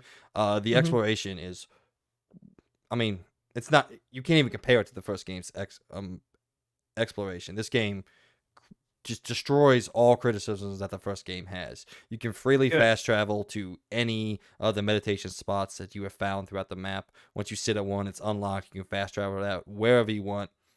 from a meditation point. You do have to go to a point to Hmm. get there, so I guess it's not completely free, but and everything is connected in an intuitive way. There's times you have to figure out where to go. I mean, I guess it is that kind of Metroidvania style that you're not a huge fan of. There are some areas that you just can't access yet because you don't have the ability. There's some missions and there's some side stuff that you just can't do yet because you don't have that ability yet. So, and that stuff, I like that game design. That makes the exploration a little bit more rewarding. And when you get that ability, then you get excited because you get to go back and do it. I like that kind of game design. I've liked that for a long time. So that's still in there. So that's not your favorite thing, but in terms of I mean, getting locked here's the and not thing. being able to progress like some of the areas in Fallen Order, that's not here. It just won't Yeah. happen to you. Well, that's what I mean. I think the fast travel thing is the biggest thing that make me actually like it because technically God of War is like a Metroidvania too because you would come across things that you could not do until the later part of the game. So I don't. Well, I swear I'm going to hit this light and it's going to hit me in the face.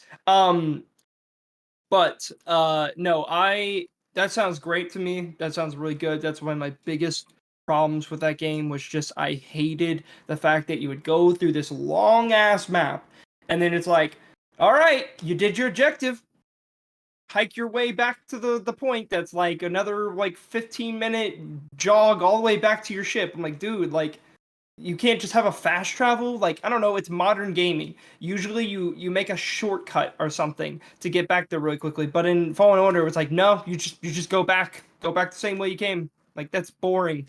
Like just add something to get quicker. I Yeah. don't or make the traversal more fun, like that's the problem. Like if your traversal is just boring and all I'm doing is jogging through all the dead bodies I killed on the way there, it's not fun. That's not enjoyable. I So will say I'm happy everything to hear is that it's changed. yeah, I would say everything is much faster. Like your climbing speed and all that, while unrealistic as could be, you fly up these things. Like when you're climbing up across the pipe, he's literally moving like this.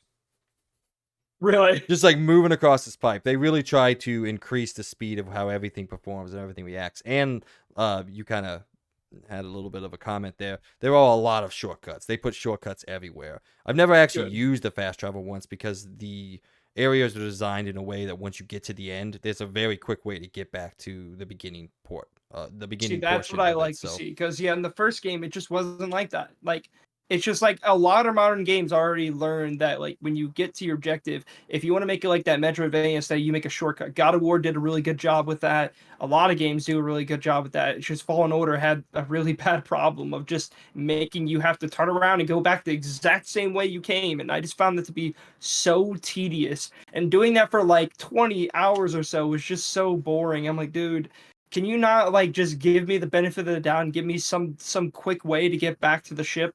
Like all I want to do is get back to the ship and get to my next objective. So I'm happy to hear that. I'm happy to hear that they're adding good shortcuts. I'm happy to hear that they added fast travel and everything.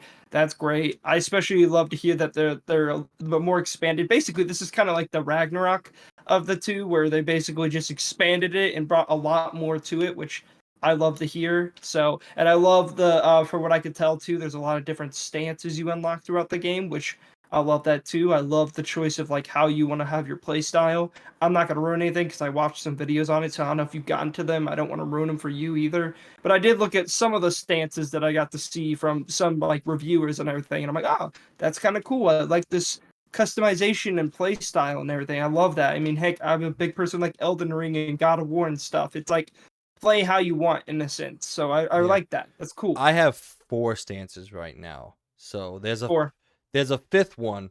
I can tell that by the upgrade tree. I don't know what it is yet. So if you know what it is, yes, don't spoil it. I have to sneeze.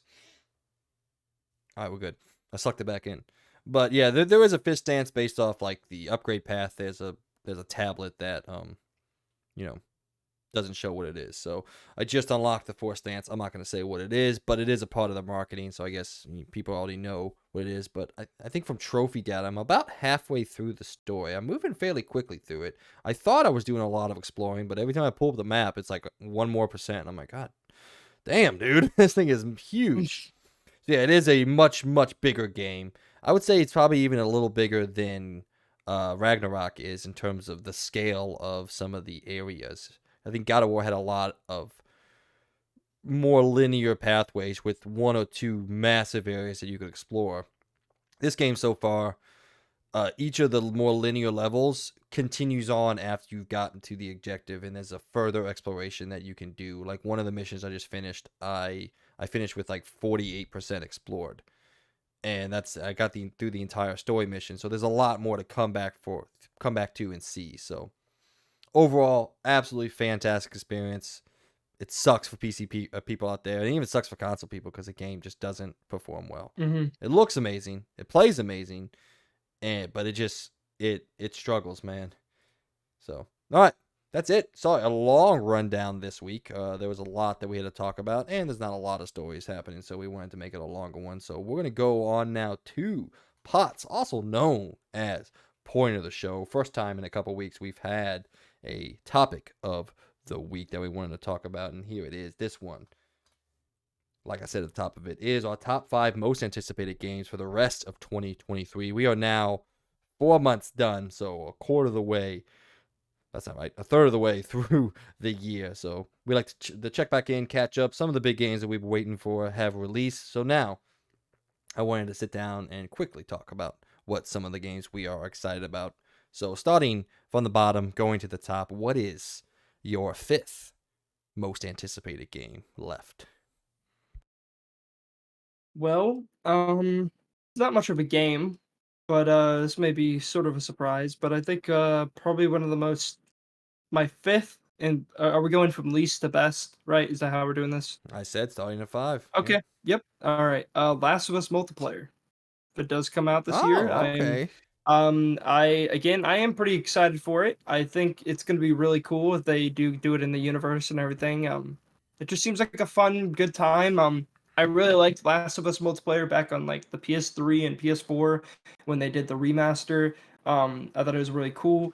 And if they're making it a whole full-fledged game, I think it could be really fun, really cool. I'm curious to what kind of style of multiplayer they're going to do. I'm sure if it's an entire thing, there's going to be a lot going on with it. So I am a little excited for it, you know. Like I think it looks really cool. It looks not looks really cool. I don't even know what it looks like, but I mean, I'm sure it's going to be really cool. And I'm hoping maybe possibly it's going to have an extraction based mode in it, which would be really cool. I just said really cool 15 times. Damn it. But there's a lot of like environments that you can build. There's a lot of ways you can make the combat more satisfying. The introduction of having infected in an extraction mode sounds perfect. It sounds unique and kind of just like whoa, like that's gonna be interesting. You know, I hope they do some cool stuff like that. You know, like I so many ideas I have in my head on how they could do it. So it's probably my least exciting out of the 5, and it was kind of a hard one to choose because I didn't really know what I wanted to be as my least favorite, but I am very interested in The Last of Us multiplayer. So Yeah, didn't see that pick coming. Kind of not a left field because you've been talking about it for a while now. But mhm. it's not on my list mostly because I just don't know what it is. We have no clue what it is. It's the most opaque game I think we have for the rest of the year that's still slated to come Mhm. out. Even things that don't have a release date but have said they're coming, we at least know what they're going to be. Like I just have no clue what this game is. You know, there's been leaks talking about what it is, and then there's been comments, refuting those leaks, and there's just no sense of what this game is going to be at its whole, how it's going to play. We've heard there's a story and a narrative surrounding it as you go through these areas, which would be awesome. But like you said, man, if it's like a DMZ style game set in a pretty large map where you and a buddy get to drop in and you do missions and objectives, and that furthers the story, and it's more centrally designed around co-op with a little bit of maybe PvP, maybe as a separate mode, maybe included in the main mode in a way. That Mhm. sounds absolutely awesome, and I can't wait for that because, like I said, we played some of that DMZ, and it is really, really cool. You and I both really enjoy it, and I Mhm. think, in Call of Duty's way, it's balanced enough that you can't have games where you don't run into people, so it really feels like you're playing kind of a co-op mission-based game, which is awesome. I love it. I don't love when I run into people on that because I'm like, it's dumb. The AI is stressful enough sometimes because they're freaking Mhm. pinpoint. They beam you. So if that is what this game is going to be, if that's the way it's going to be designed, said with a central narrative thread to pull you through as you're going out and you're doing these missions, and you're doing these runs, you're getting supplies for your group or whatever it is. Yeah, that sounds awesome, and I can't wait for that. But I didn't put it on my list just because I have no clue. That sounds great, but I don't know if that's what it is. I have absolutely no idea what this game is or what it's going to be. So I would say the other one too that I just thought of, which I can't believe I wasn't thinking about this entire time, is probably Stalker 2. That's not my fourth one, but that would easily be in order with The Last of Us multiplayer. I'm very excited for that game too. I think they're about equal for me on excitement on 5, but it's kind of like an honorable mention. But Stalker 2 does look cool as well. It looks fun. It looks up my alley, especially with like I love Metro. I know it's not the same developers. I made that mistake like way back for some reason comparing them, thinking they're the same developer, but they have the exact same kind of style. And Stalker 2 looks really beautiful. It looks great. I probably will be playing on PC instead of my Xbox because I'd rather run it a little bit better and actually probably crank up those graphics to the max. Um, but yeah, looks cool. That's a game that I'm really excited for. Still don't really know much about it other than like I know it's like semi-open world, I think, or it is open world. I don't know because Stalker's always been a weird one where it's like the original Stalker was split between maps, but now then there's like mods that came out where they connected all the maps together to make one big open world. So I don't know if they're making one big open world with Stalker 2 or if it's going to be like separate maps, but it's about like it's kind of like Fallout-ish in the way that it's done, the style gameplay. I don't know, just looks cool.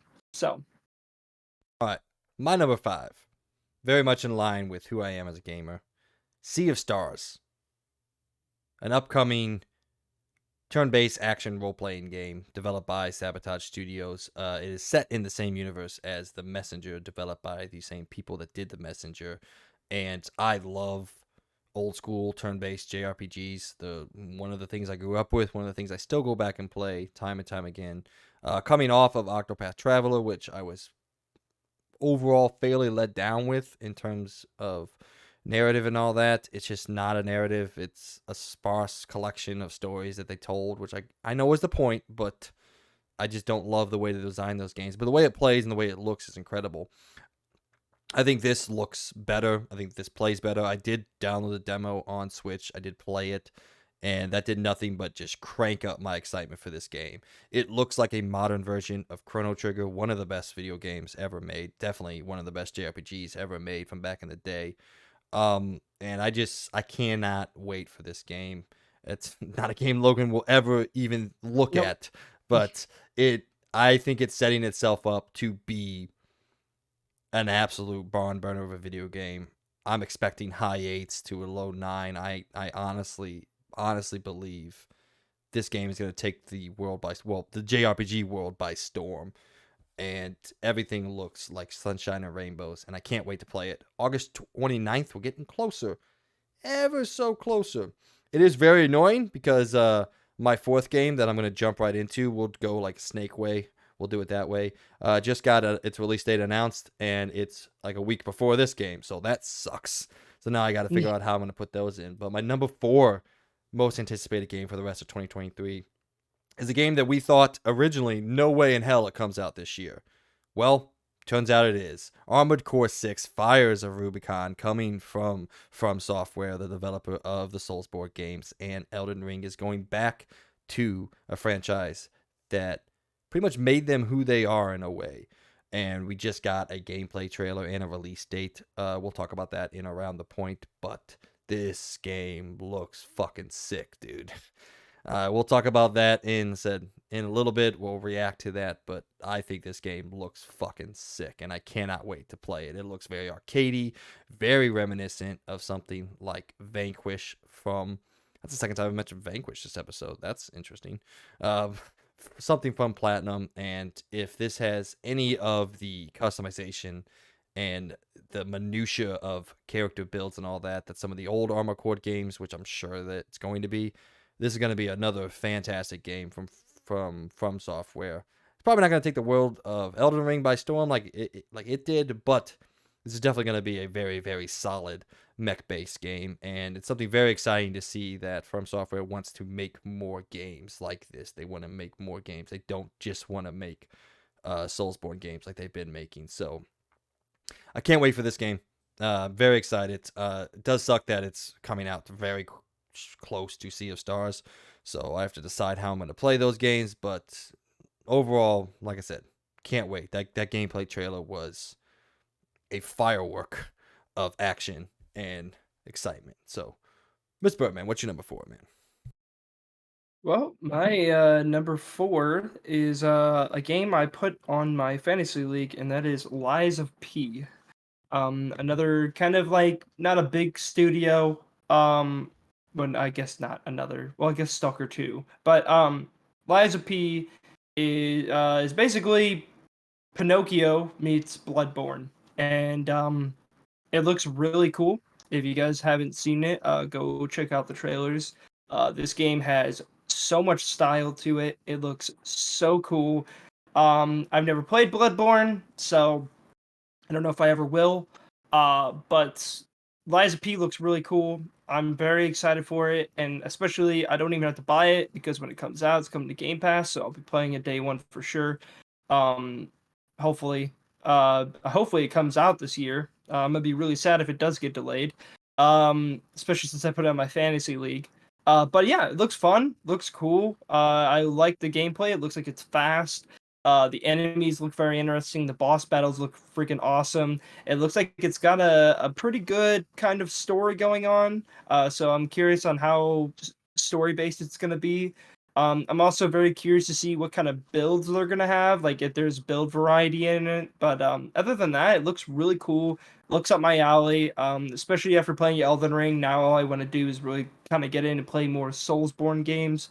Um, but yeah, no, I really want to. I'm really excited for this game to come out, and I really hope it does come out this year. But yeah, Mike, I guess we're doing it snake style, so Yeah. might as well go to my number 3, which, for no surprise, these last 3 aren't going to be too big, but Starfield is probably my number 3. I am, um, I am very excited for this game, especially now that I have a PC. I'll probably be playing on there because if there's anything to learn from another game coming out recently, it's probably gonna be 30 FPS, and Oh, I'm good. I'll there's no pass. shot in hell this game Yeah, launches if at it runs 60. at 60 and Redfall doesn't, dude, that's a biggest slap in the face to Arcane.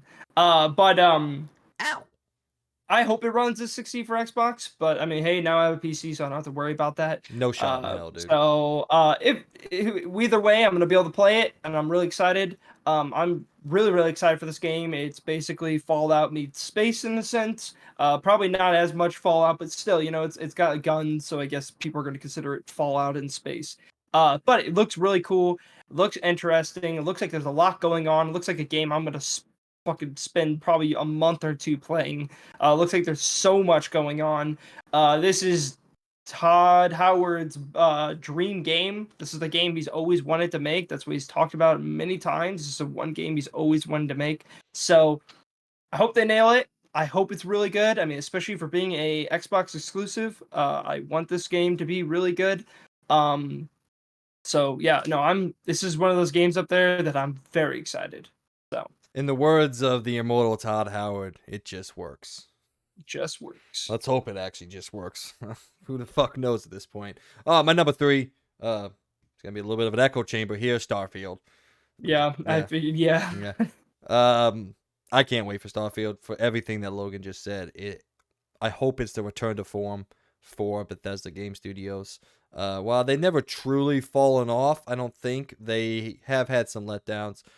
Fallout 4 was a letdown for me, even though I don't really like the Fallout games that much. I do much prefer Fallout 3's design and philosophy as opposed to Fallout 4.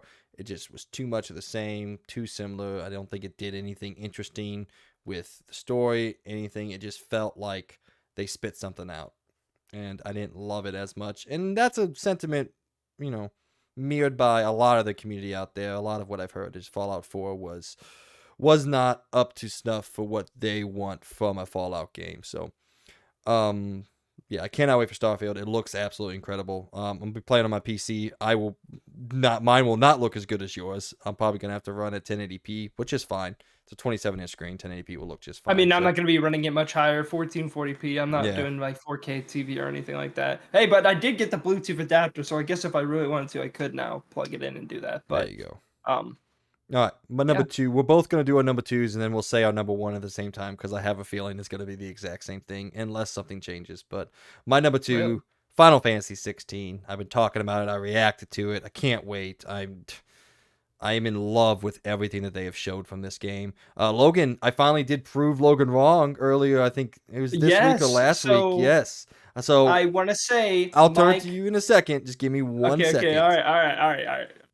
This game will be the best Final Fantasy game to come out since 2001. Final Fantasy X. I know a lot of people love Final Fantasy 12 out there. Final Fantasy 12 is good. It's not as good as Final Fantasy 10. I just don't think it is in any way. I guess people will throw in Final Fantasy 14 into the ring. Never played it. I have been discussing a lot on that video with a guy who's very heavily into Final Fantasy 14, and he's telling me everything that this game is essentially Final Fantasy 14 in or standard or original Final Fantasy format of a single player narrative game. So I can't wait for that. I can't wait to experience what everyone has told me for years about what is so good about FF14. So overall, I can't wait. I think this is going to be an absolute fantastic video game, an easy 9 plus on OpenCritic.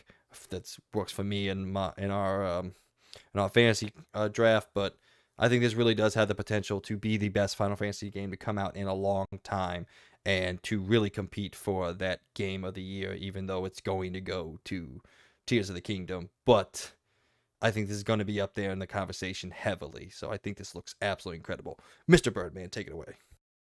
Well, Mike here actually gave me video proof that I don't know if maybe they've updated things. Maybe that's like the previous footage they showed us wasn't their more recent build, and now what Mike showed me is their more recent build, I'm gonna guess.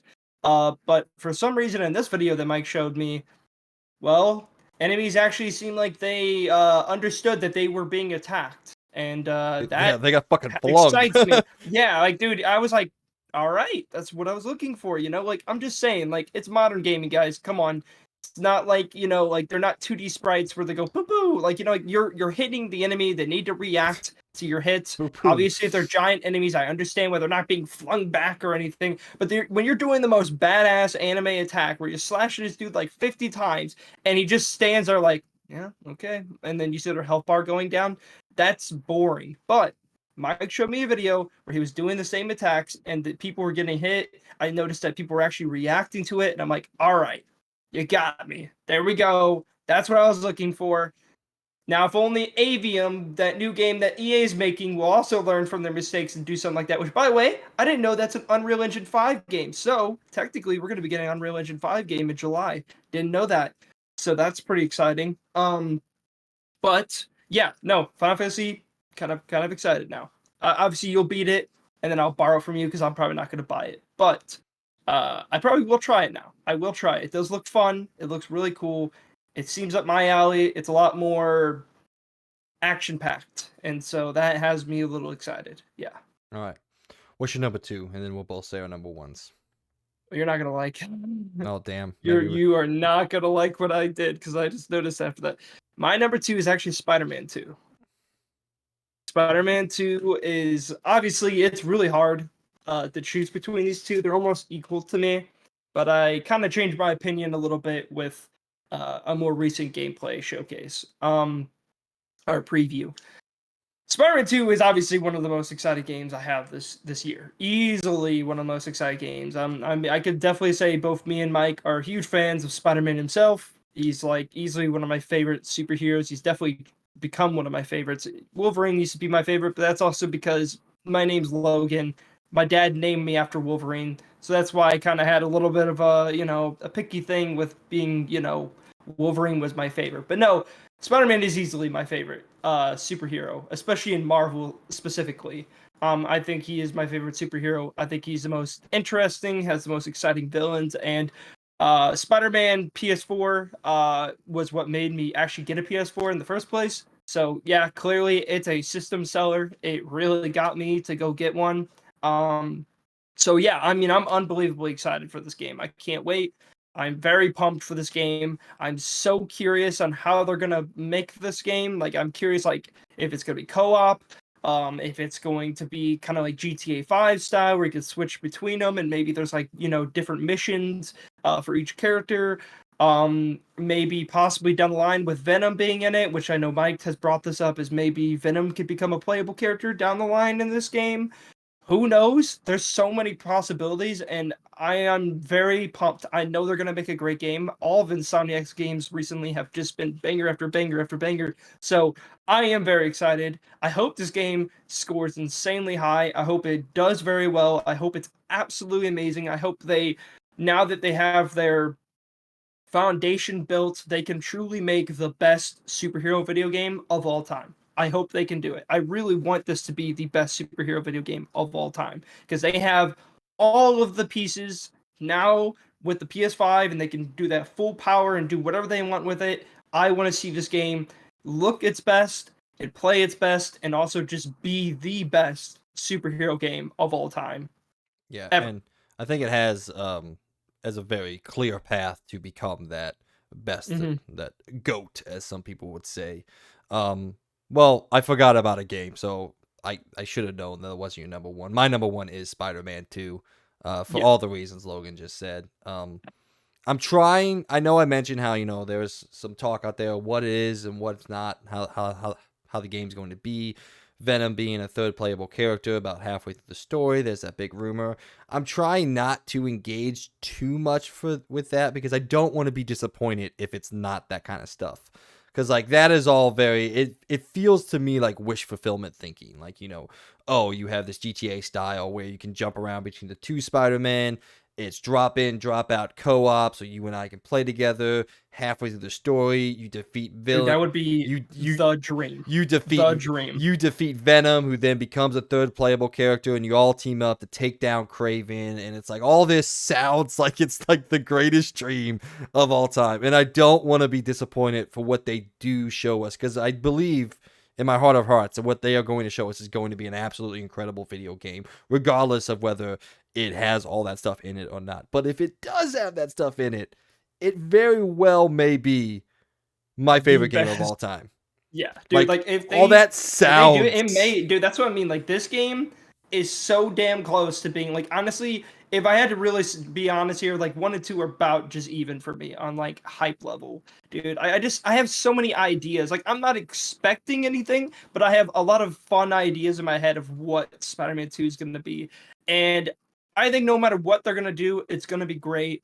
But I also have very high hopes and they have a lot weighing on them with this game because that's why they've been pretty shush on it. Which I'm happy that they've been really quiet on it. I'd rather them when they're ready, when they have all the pieces set together and everything's done and everything's looking the best it possibly can. I want to see it then. If that comes down to the point it's like a month before release, who cares? I'm very excited. I can't wait. I know it's going to be a good game no matter what.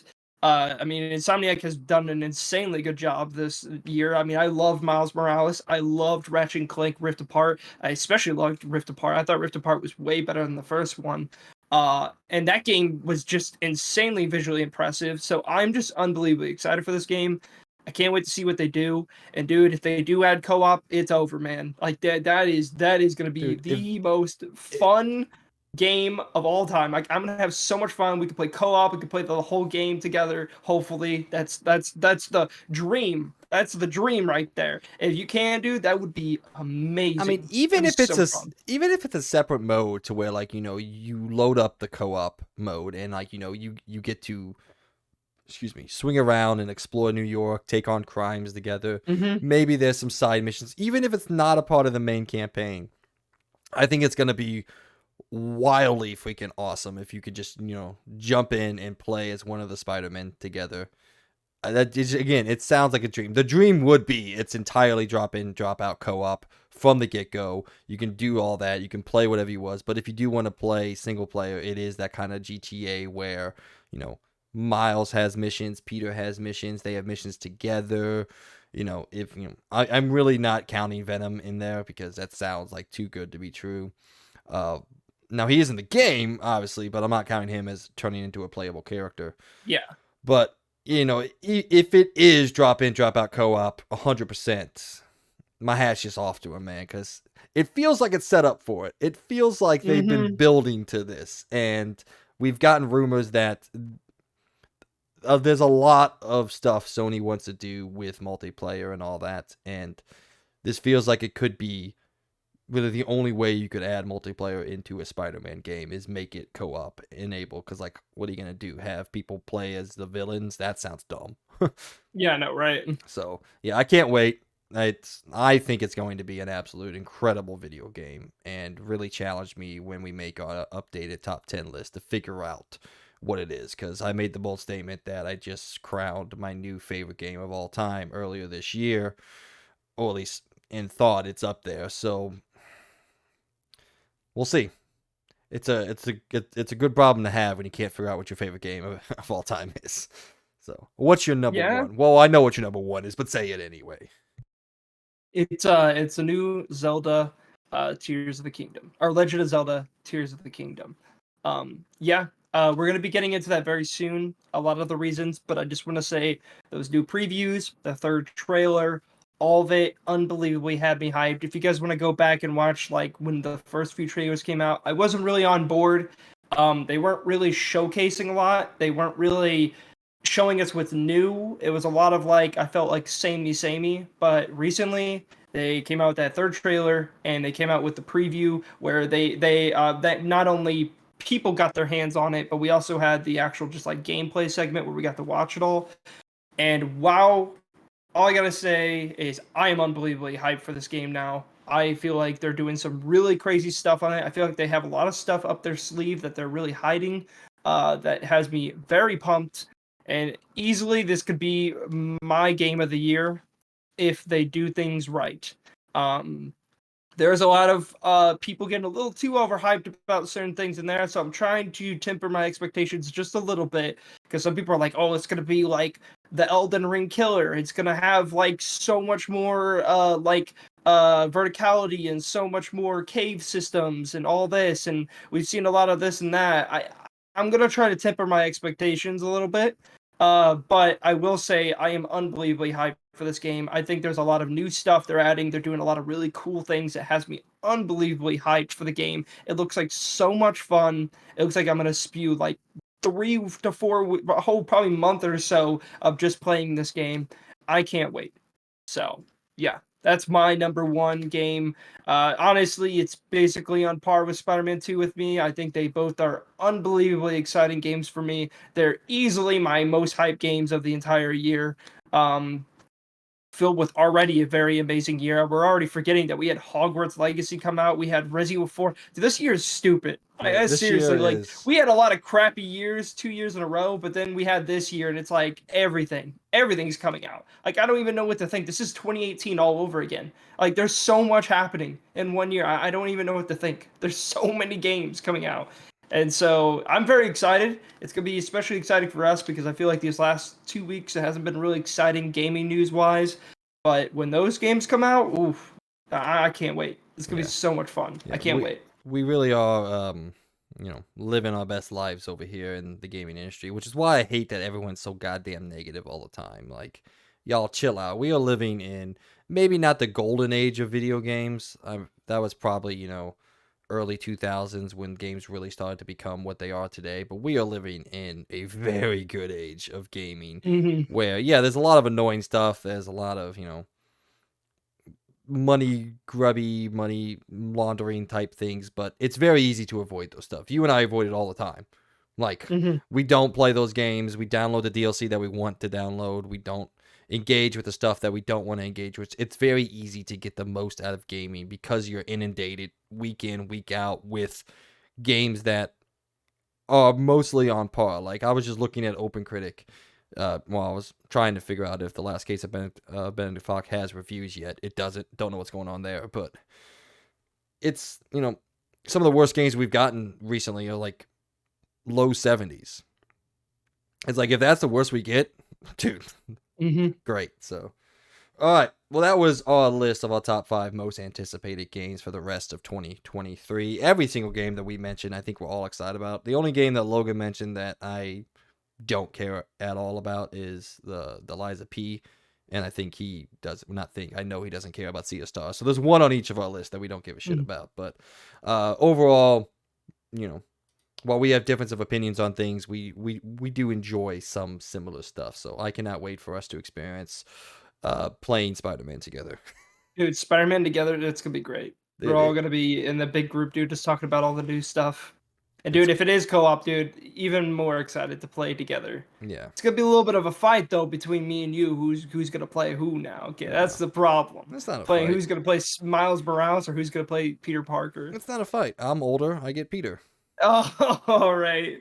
I mean that's fair. I think Miles Morales is really fun. Oh yeah, So they're both it'd be cool. cool. So Yeah. all right, that was it. That was the end of pots. We're gonna go now to around the point where we here at the Experience Point go around the video game world and give you the news that you need to know about.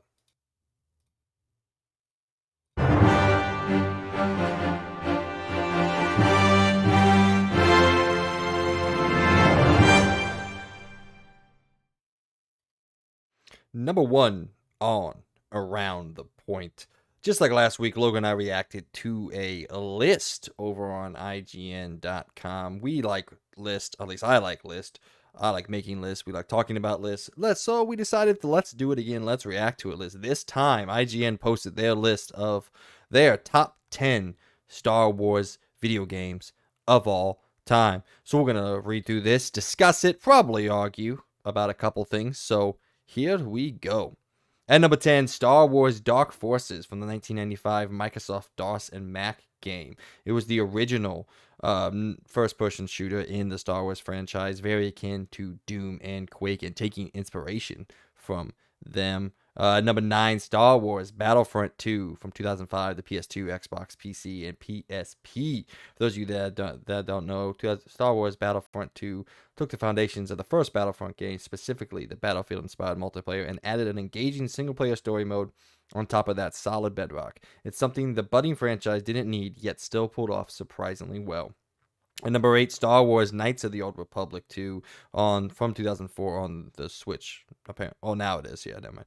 PC, Yeah. Xbox, PS4. Knights of the Old Republic 2 was the sequel to Knights of the Old Republic, this time developed by Obsidian. And while it didn't quite live up to the heights of the game, it was still a fantastic game. At number 7, Star Wars Jedi Fallen Order. The 2019 game came out on PS4, Xbox One, and PC, and we just got the sequel. IGN says Star Wars Fallen Order is one of the best single-player Star Wars games to come out in recent memory. Set 5 years after the events of Revenge of the Sith, players control Padawan Cal Kestis, one of the last surviving Jedi following Order 66, as he traverses the galaxy attempting to complete his training and rebuild the Jedi Order. At number 6, Star Wars Rogue Squadron 2, Rogue Leader, came out on the GameCube. Rogue Leader was a showcase for the GameCube at release, and it's easy to see why. More than its visuals, however, the second Rogue Squadron boasted one of the finest renditions of the famous trench run ever to be included in a video game. Excuse me. At number 5, Star Wars Jedi Knight 2 Jedi Outcast from 2002, released on PC, OS, Xbox, GameCube, and I already said OS. Never mind. Star Wars Dark Forces introduced us to the scrappy anti-hero Kyle Katarn, whatever. And Jedi Knight saw him embrace the Force. Jedi Outcast is where Katarn really shines. Jedi Outcast still gives you a plethora of weapons to wield and sprawling levels to explore that the series had come to be known for, but nothing quite compared to its lightsaber combat at the time, thanks to its inclusion of many Force-infused Sith determined to stop you on your quest.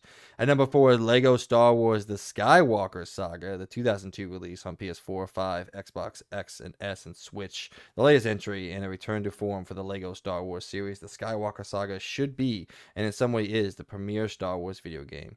It's the only game where you can play as almost any character in the Star Wars universe and play through all 9 of the mainline movies. At number 3, Star Wars TIE Fighter from 1994 came out on Windows, DOS, Macintosh, and Classic OS. It is the originator of the like flight sim in the Star Wars universe. It said the sequel to X-Wing, it casts you as a TIE pilot who has to navigate Imperial intrigue while shooting down many X-Wings, Y-Wings, and Z-95 headhunters. Number 2, the brand new release Star Wars Jedi Survivor came out last week on PC, Xbox, and PlayStation. It says Star Wars Survivor picks up where Fallen Order left off, reuniting players with one of Star Wars' best protagonists in the modern era, Cal Kestis. As the old adage goes, if it ain't broke, don't fix it. Jedi Survivor retains the same satisfying exploration and combat Fallen Order introduced, but with refinements to make these elements even better. It certainly is the best playing Star Wars game in a long time, and the best way to experience true Jedi powers this side of the galaxy. And number 1, Star Wars Knights of the Old Republic, the 2003 barn burner of a game originally released on Xbox and PC. And then they say, of course, no list of the best Star Wars game could be complete without mentioning Star Wars Knights of the Old Republic. Set thousands of years before the events of the movies, Knights of the Old Republic was something extraordinary as it provided fans of the franchise a completely different look at the Star Wars universe. All right. What do you got to say? What are things you agree with? What are some changes you would make? I immediately would drop out Lego Star Wars The Skywalker Saga because I just don't love it. Yeah.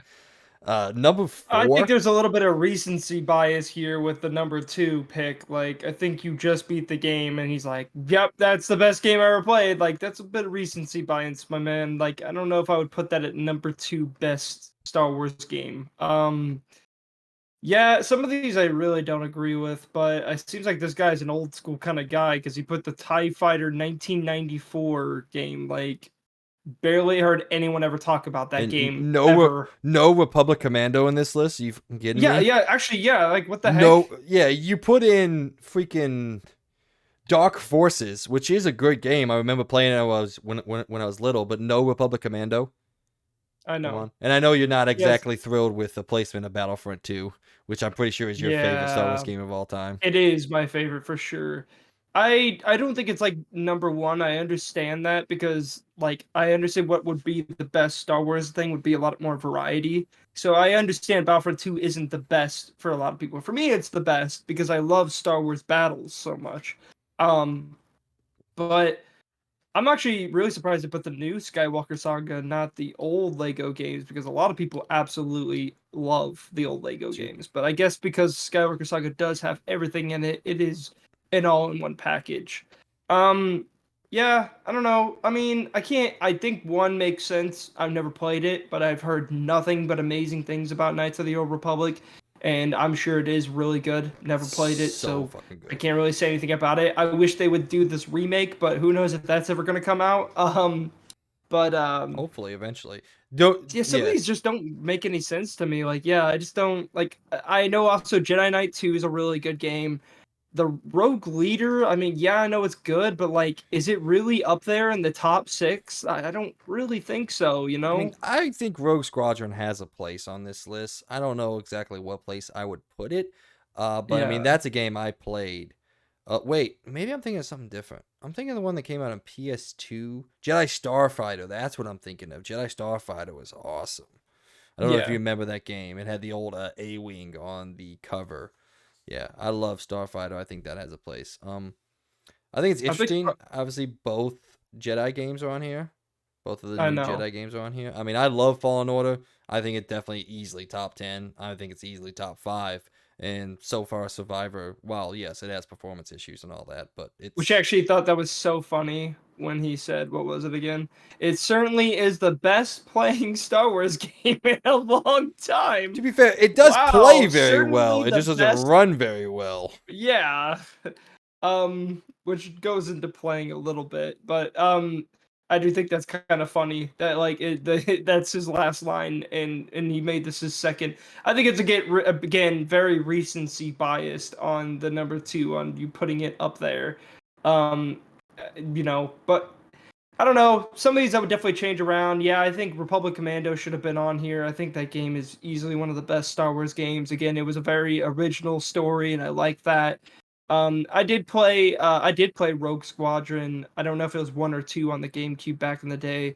Yeah, it's fun, but do I think it's up there in the top 10? I don't know, man. Like maybe more towards the bottom, but I would definitely not say it's up there in the number 6. Like I would say what Let's think here. I would definitely agree, even though I've never played it. Star Wars Knights of the Old Republic definitely should be number one. I've never played it, but I'm just gonna assume from what everyone tells me, and everyone has played it, has told me it's like one of the best Star Wars games ever played, and it probably makes sense because there seems like there's a lot going on. It's very story based. It's very open to like you can kind of play how you want and be good or bad, if I remember right. So that's cool, and it's also a lot like it's built made by the same people that made like Mass Effect and all that. So again, old Mass Effect and all that. I understand that it's probably a really good game. I would love to play it someday.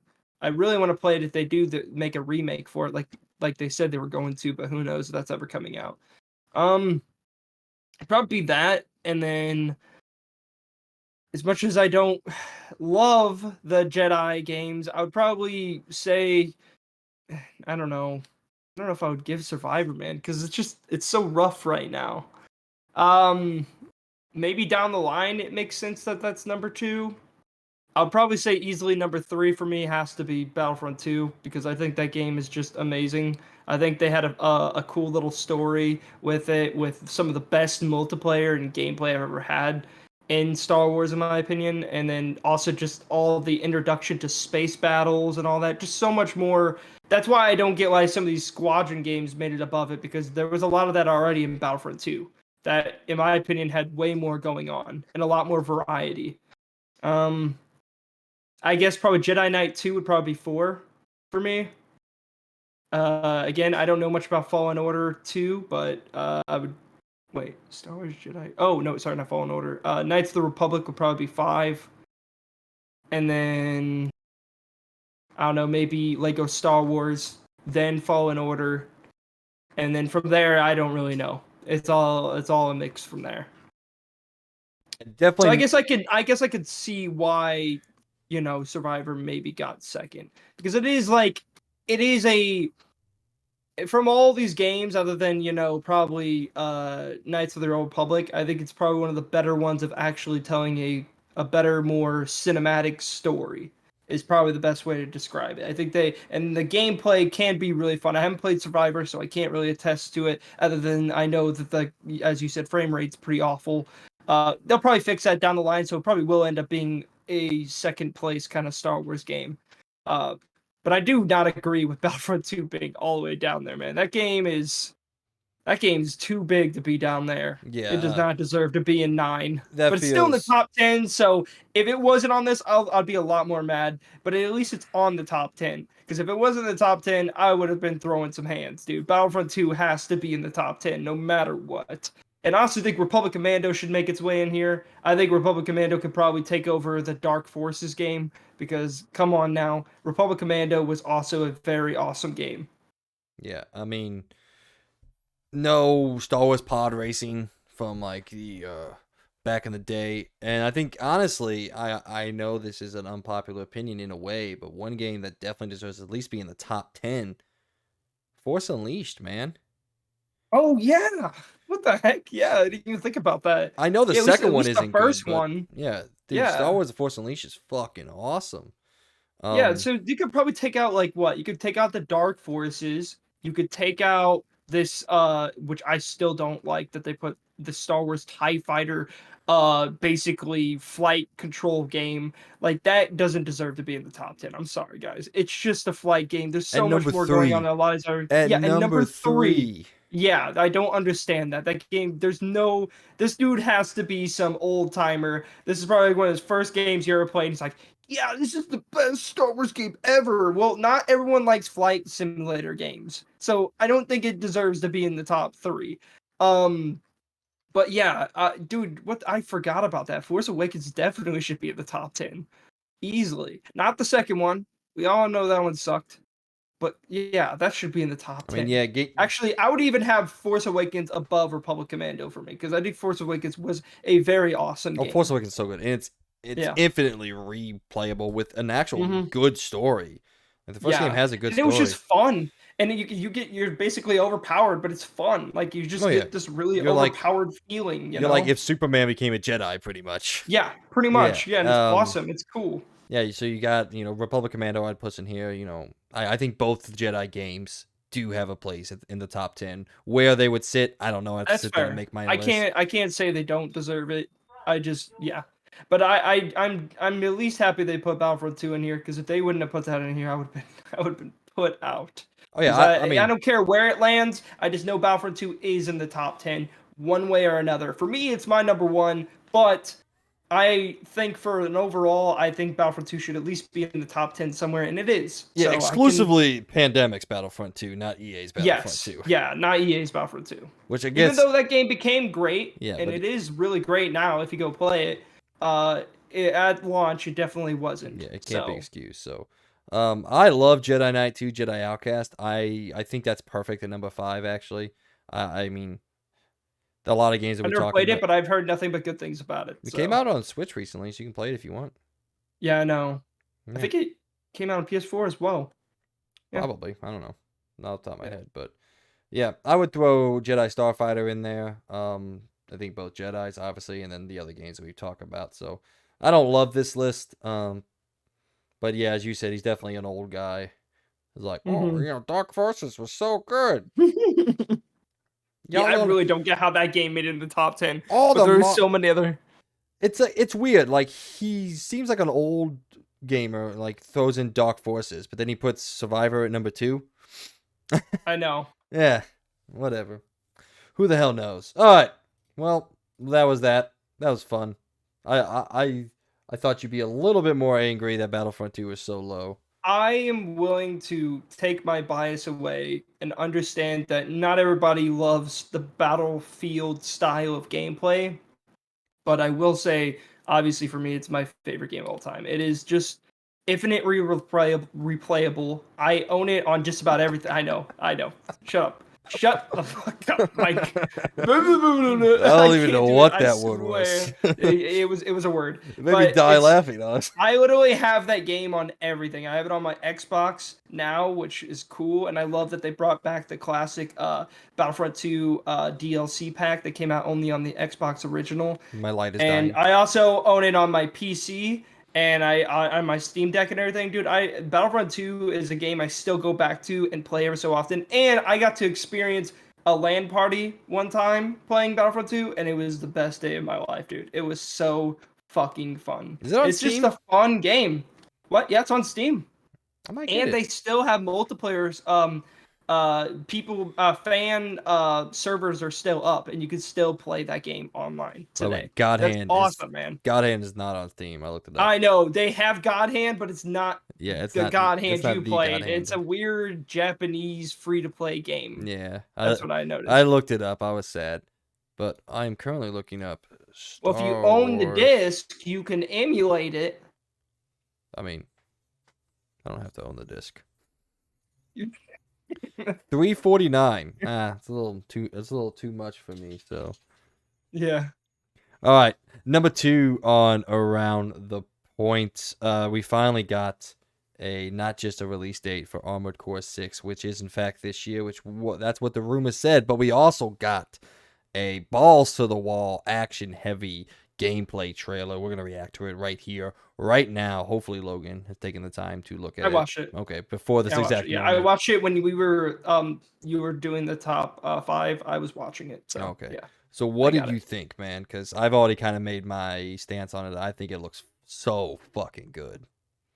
It's Here's definitely. my thing. I've never played an Armored Core game, so I'm not gonna lie, and I had no disrespect to the people that like this game. It just looks like another mech game, and that's all I can get from the trailer. It's nothing. It doesn't look bad. It just didn't really like. Whoa, that's the game I want to get this year. Like it's and I know it's a completely different game than Elden Ring, which I hope people. There's probably gonna be plenty of people out there that probably played Elden Ring. They're probably gonna get this and be like, "This isn't Elden Ring." Like I know it's not Elden Ring. I know it's a completely different type of game. But I it just didn't really wow me. Like I don't know. It's nothing against it. It doesn't look bad. It's just like it looks like a mech game. It looks like you get in mechs, you shoot other mechs, and you blow things up. That's all I got from it. I don't know what is the gameplay style. Like maybe you need to explain this to me because I don't know anything about Armored Core. And I don't think this trailer did much to really explain to me what Armored Core is, other than you're in a mech, you're shooting other mechs. That's it. I didn't know if there's like a story. Is it done in like how is it done? What is the gameplay loop? Do you go into levels and you get from point A to point B, and then you get like credits to upgrade your mech? Is it like an open world kind of thing? Like what is it? Like I don't know what Armored Core is other than I seen mechs shooting other mechs. That's not enough for me to learn what kind of game it is. All right. So that's where I'm like not super like pumped for it. Here is the penny pinch. Well, that Mhm. wasn't right. The penny pitch of what Armored Yeah. Core is. Armored Core is a third-person bullet hell mech game.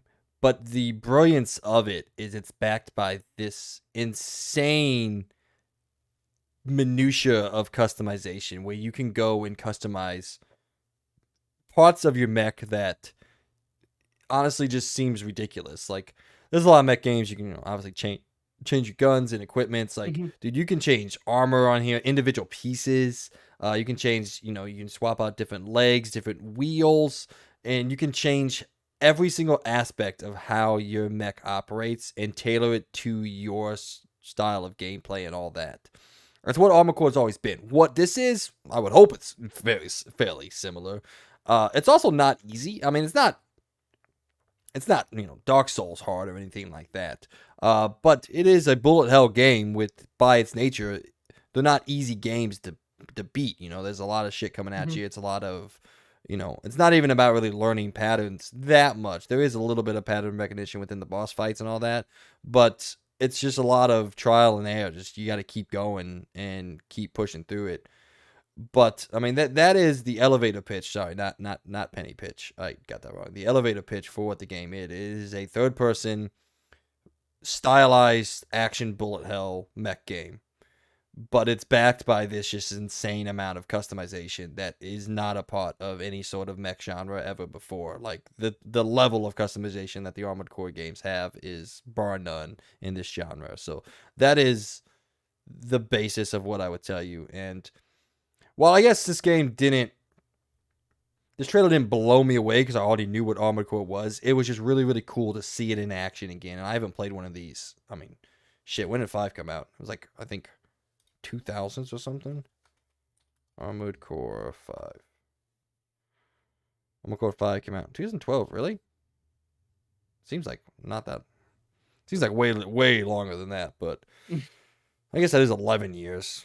But Yeah, that's a while ago. it feels like a lot longer. But anyway, they are really, really fantastic games for what they are. It's probably, you said it's just another mech game. It is the best mech game. There's no competition out there. That's fair. Yeah, for what it is. So, I mean, I'm gonna probably play this So game. is it like mission based? Sorry, there was audio playing. Yeah, I mean it's linear.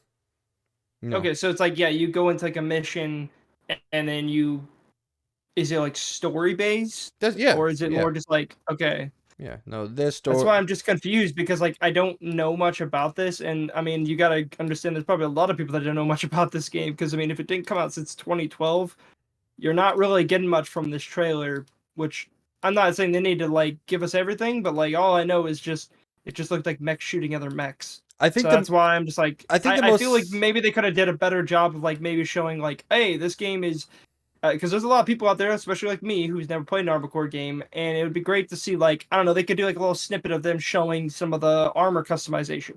Boom. They could show a little bit of like I don't know, just like I don't know, I guess like some story, and then show some of the gameplay, and then that would give us a little bit of better understanding. But all I got was boom, boom, slide, slide, slide, slide, boom, boom, boom, boom, boom, boom, boom, boom, boom, slide, boom, slide, slide, slide, boom, boom, boom, boom, boom, boom. It looked cool. Don't get me wrong, but I don't know much about the game from that. I just know that there's mechs shooting other mechs, so that's why I'm like, I just want to get like an idea of what it is. So that's why I wasn't like blown away by it. I wasn't like, oh man, can't wait. I just know that it looks kind of cool. You know, I can't wait. I'm curious about it. That's for sure. I think one of the most exciting things is kind of knowing what Armored Core is, at least me personally, and then listening to how From Software is talking about it, saying, no, this is a traditional Armored Core, but we're taking everything that we've learned in the past 10 years. You know, they become one of the best developers in games. They're taking everything they've learned from the Souls franchise, from Bloodborne, from Elden Ring, and thank you, and they're applying it to this reboot. And it's not a reboot, but I mean, it's a reboot of the franchise as a whole, just set as a sequel. I do have to laugh. What is it with From Software and Fires and Cinders? They love that shit, man. Feed the fire, Oh, let the cinders burn. I'm like, damn, man. yes, I know, right? They love that fire moniker, which hey, as a redhead, I am here for it. Let me tell you. So, all right. The only reason it might not be a day one is because I was wrong. It actually comes out 4 days before Sea of Stars, so I got to figure out what it is. I mean, the games aren't that long. We're probably looking at a 10 or so hour game here. Then it's not, it's not Elden Ring, it's not Bloodborne, it's not 60, 70 plus hours here. It is a very linear based action heavy because I don't think I could do this for 60 hours, this type of gameplay, because it is sweat gameplay. It is Yeah. you are at a Call of Duty lobby in the middle of a like a war zone at all time. Haha. Yeah, got him. All right. Number 3 on Around the Points, Zelda Tears of the Kingdom has finally had its preview cycle come and gone. We've gotten a lot of impressions from a lot of different people in the video game industry. Logan specifically wanted to talk about that, seeing it is now his most hype game of 2023 moving forward. So, Mr. Birdman, take it away. What do you want to talk about? Well, a lot of things, you know. I feel like this preview especially really got me 100% on board with this game because even when they first like they showed that gameplay trailer of I'm gonna guess the big man himself, the big cheese, holding the controller and playing the game for like I think it was like 8 minutes or something like that. That already really impressed me. And if you guys want to watch that, I think it was like a couple episodes ago we reacted to that. Um, but this preview actually got some people's like some hands on, and the cool part, and I gotta give semi props. Nintendo's still very stingy on things.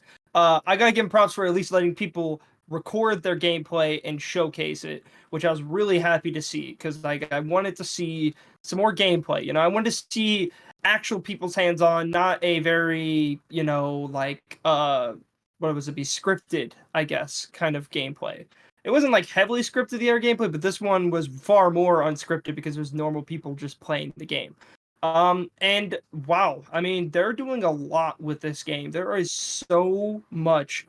They showed off a lot more of the customization when it comes to using the Ultra Hand and actually putting vehicles and anything you could think of together. It's really wacky the stuff you can do, and some of the creativity I've seen from some of these previews because I watched a lot of these previews. I watched like 6 of them, so I probably watched like 6 hours of just people playing this game because I was that curious. And wow, I mean, this game, the things that you can do, the amount of customization you can do, like it is taking what Breath of the Wild already had with its physics and the amount of creativity and the way that you can really just play with the playground and mess around and really just do some really cool creative things.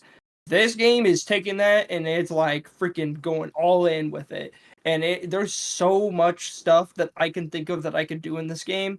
And that's only like a small possibility. There are so many materials, there's so many things you could find out in the world, and you could just create anything you want. I mean, heck, I can make a log, put the stick on there where I can steer it, put a fan on the back of it, and just fly with the freaking log. Like, come on, it's just crazy, weird stuff like that that has me unbelievably excited for it. And there was also a lot of them kind of talking about a lot of things I had a problem with Breath of the Wild that I'm really happy that they're fixing. So, for example, in Breath of the Wild, one of my biggest things that I'm not a huge fan of is that every weapon you get in the game, it breaks insanely fast. You can get a really badass sword. It's got like 50 damage on it. Like, yeah, I got this sword. It was really cool. I found it in a chest.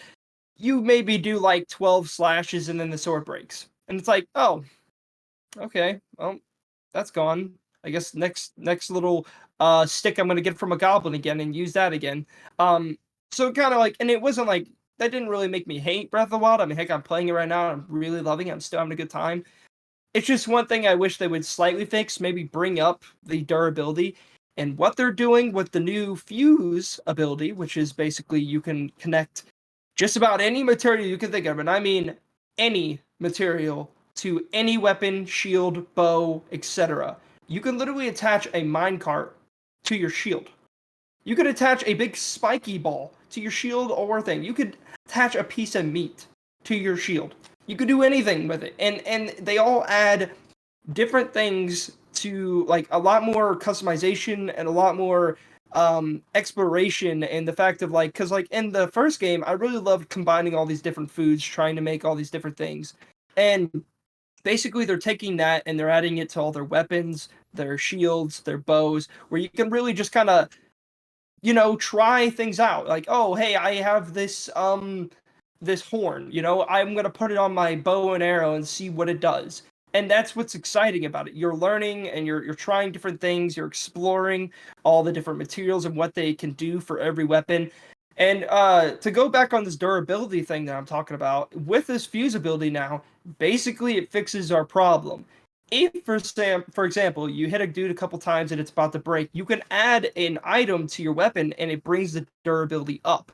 Another exciting thing about that is you can literally, when it's about to break again, you can unfuse and add another item to that weapon. So therefore, that you basically can almost have an unlimited durability weapon throughout the entire game, with the fact that you can keep unfusing and fusing things to your weapons, and it keeps increasing the durability. And that's one thing that really has me excited, because it was really frustrating in Breath of the Wild where you would just get this really badass sword and you'd hit a dude a couple times and it would just break. And it was so frustrating. So basically all I wanted to use the entire game is just the freaking goblin spike clubs, because why would I use the good weapons if, I'm just fighting a goblin? So this now adds a lot more creativity. You can kind of like keep with the weapons that you want. Yes, weapons still break like usual, but the fuse thing kind of fixes that problem for me, and that's really cool. Um, Also, the really cool thing is that new rewind time ability that has so much more creativity in the like the gameplay, where like an enemy could throw a barrel at you or throw a rock in that. You could stop time right there, grab that item, and it'll fly back and hit the enemy. Again, more creativity and more ways that you could play in combat, the different puzzle things you can do, so many crazy things I can think of at the moment. Like, again, all these add so much to what was already there with Breath of the Wild, and it brings the possibilities to like the sky. It's insane the amount of possibilities that you're going to get in this game. I can't wait to see the stupid stuff people make. It's going to be awesome, and I can't wait to play the game and actually start just doing wacky stuff, just trying out things, doing things that probably will not work out, but I can do them and I can try it out and learn from my mistakes, and it just seems really fun and great and awesome.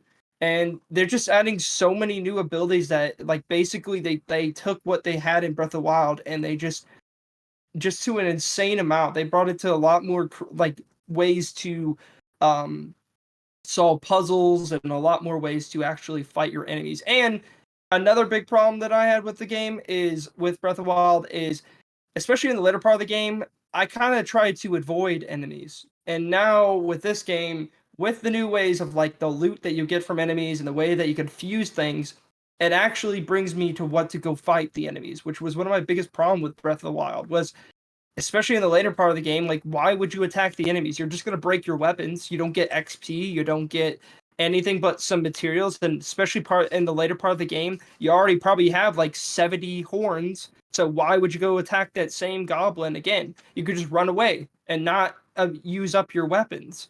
So this new stuff makes me actually want to get more into the combat, get more into it, and that is an amazing new addition. And I can keep going on and on, but I especially also love that they added recipes now. So when you're cooking things, you don't have to be like, what the hell did I mix again? Like, I don't have to pull out a piece of paper and write down all the things. Like, they have the recipes saved for you, so you know what to mix now. That's another a quality of life improvement, and just so many things they added. And there's so many things they have not told us. And again, the preview that they showed us was so basically what the preview was. They showed off like they pretty much did the same thing the guy did. But they did do one thing where they had to fight like an outpost to get one of the towers opened up. Um, so they showed gameplay of that, and then the other one was them up in the sky, where they were basically told, "Hey, get from this sky island to that sky island," and they're just like, "Find a way to do it. That's all you gotta do. Just find a way to do it." And that's kind of what people did, and it just seems like there was literally so many different ways people did it. It was just awesome to see, And there's a lot of theories, well, kind of theories. Dungeons are making a big comeback, which is going to be really exciting. We didn't get to see any of that because Nintendo was very, you know how they are. They're stingy. They don't want people to show off everything too early. But yeah, there's also a lot of new abilities. I know one ability they were not supposed to showcase that IGN Japan did and just didn't give a shit, I guess. They showed off that now with the building stuff, you could actually basically save your builds and just build them at any moment. There's an auto build ability where you could just do auto build and you could bring whatever creation that you made and just put it right there. And obviously you need specific amount of materials, but still it makes things again more quality of life improvement. They make things a little bit easier for the people that don't want to have to rebuild every time. Again, just so much is happening in this preview that I learned now. I'm like, man, this has me unbelievably excited for it, and I cannot wait. So sorry I went on just going on and on. Oh, you're Do you have fine. anything to say, Mike? Gave me time to eat my piece of cake, which by the way was Yeah. fire. It was so good. Yeah, the one thing I really wanted to point out was you said they weren't supposed to show it, but every single preview I've watched shows that you can save your build. So I think No. If you go to everyone, well, so they all say it, but they're not supposed to show it. And literally, the only people that actually showed the tool was IGN, and I think it was IGN Japan that did that. And they're well, not supposed to for some reason. Anyways, I don't think it's really that big of a surprise. But Nintendo was really hardcore on like for example, watch SkillUp's video on it. He brings up that like, oh, and you have another ability that will make building a lot easier, but he doesn't show it, which I don't get. I don't get why it's such a big yeah, deal that's in the first stupid. place. Oh, so you can Because it's literally something that we probably already knew was going to come, so it wasn't like, whoa, that was a big I surprise. mean, even if it's like, something to do with the story, it's like a spoiler or something. I'm like what I talked about earlier, the story is not that important in these games.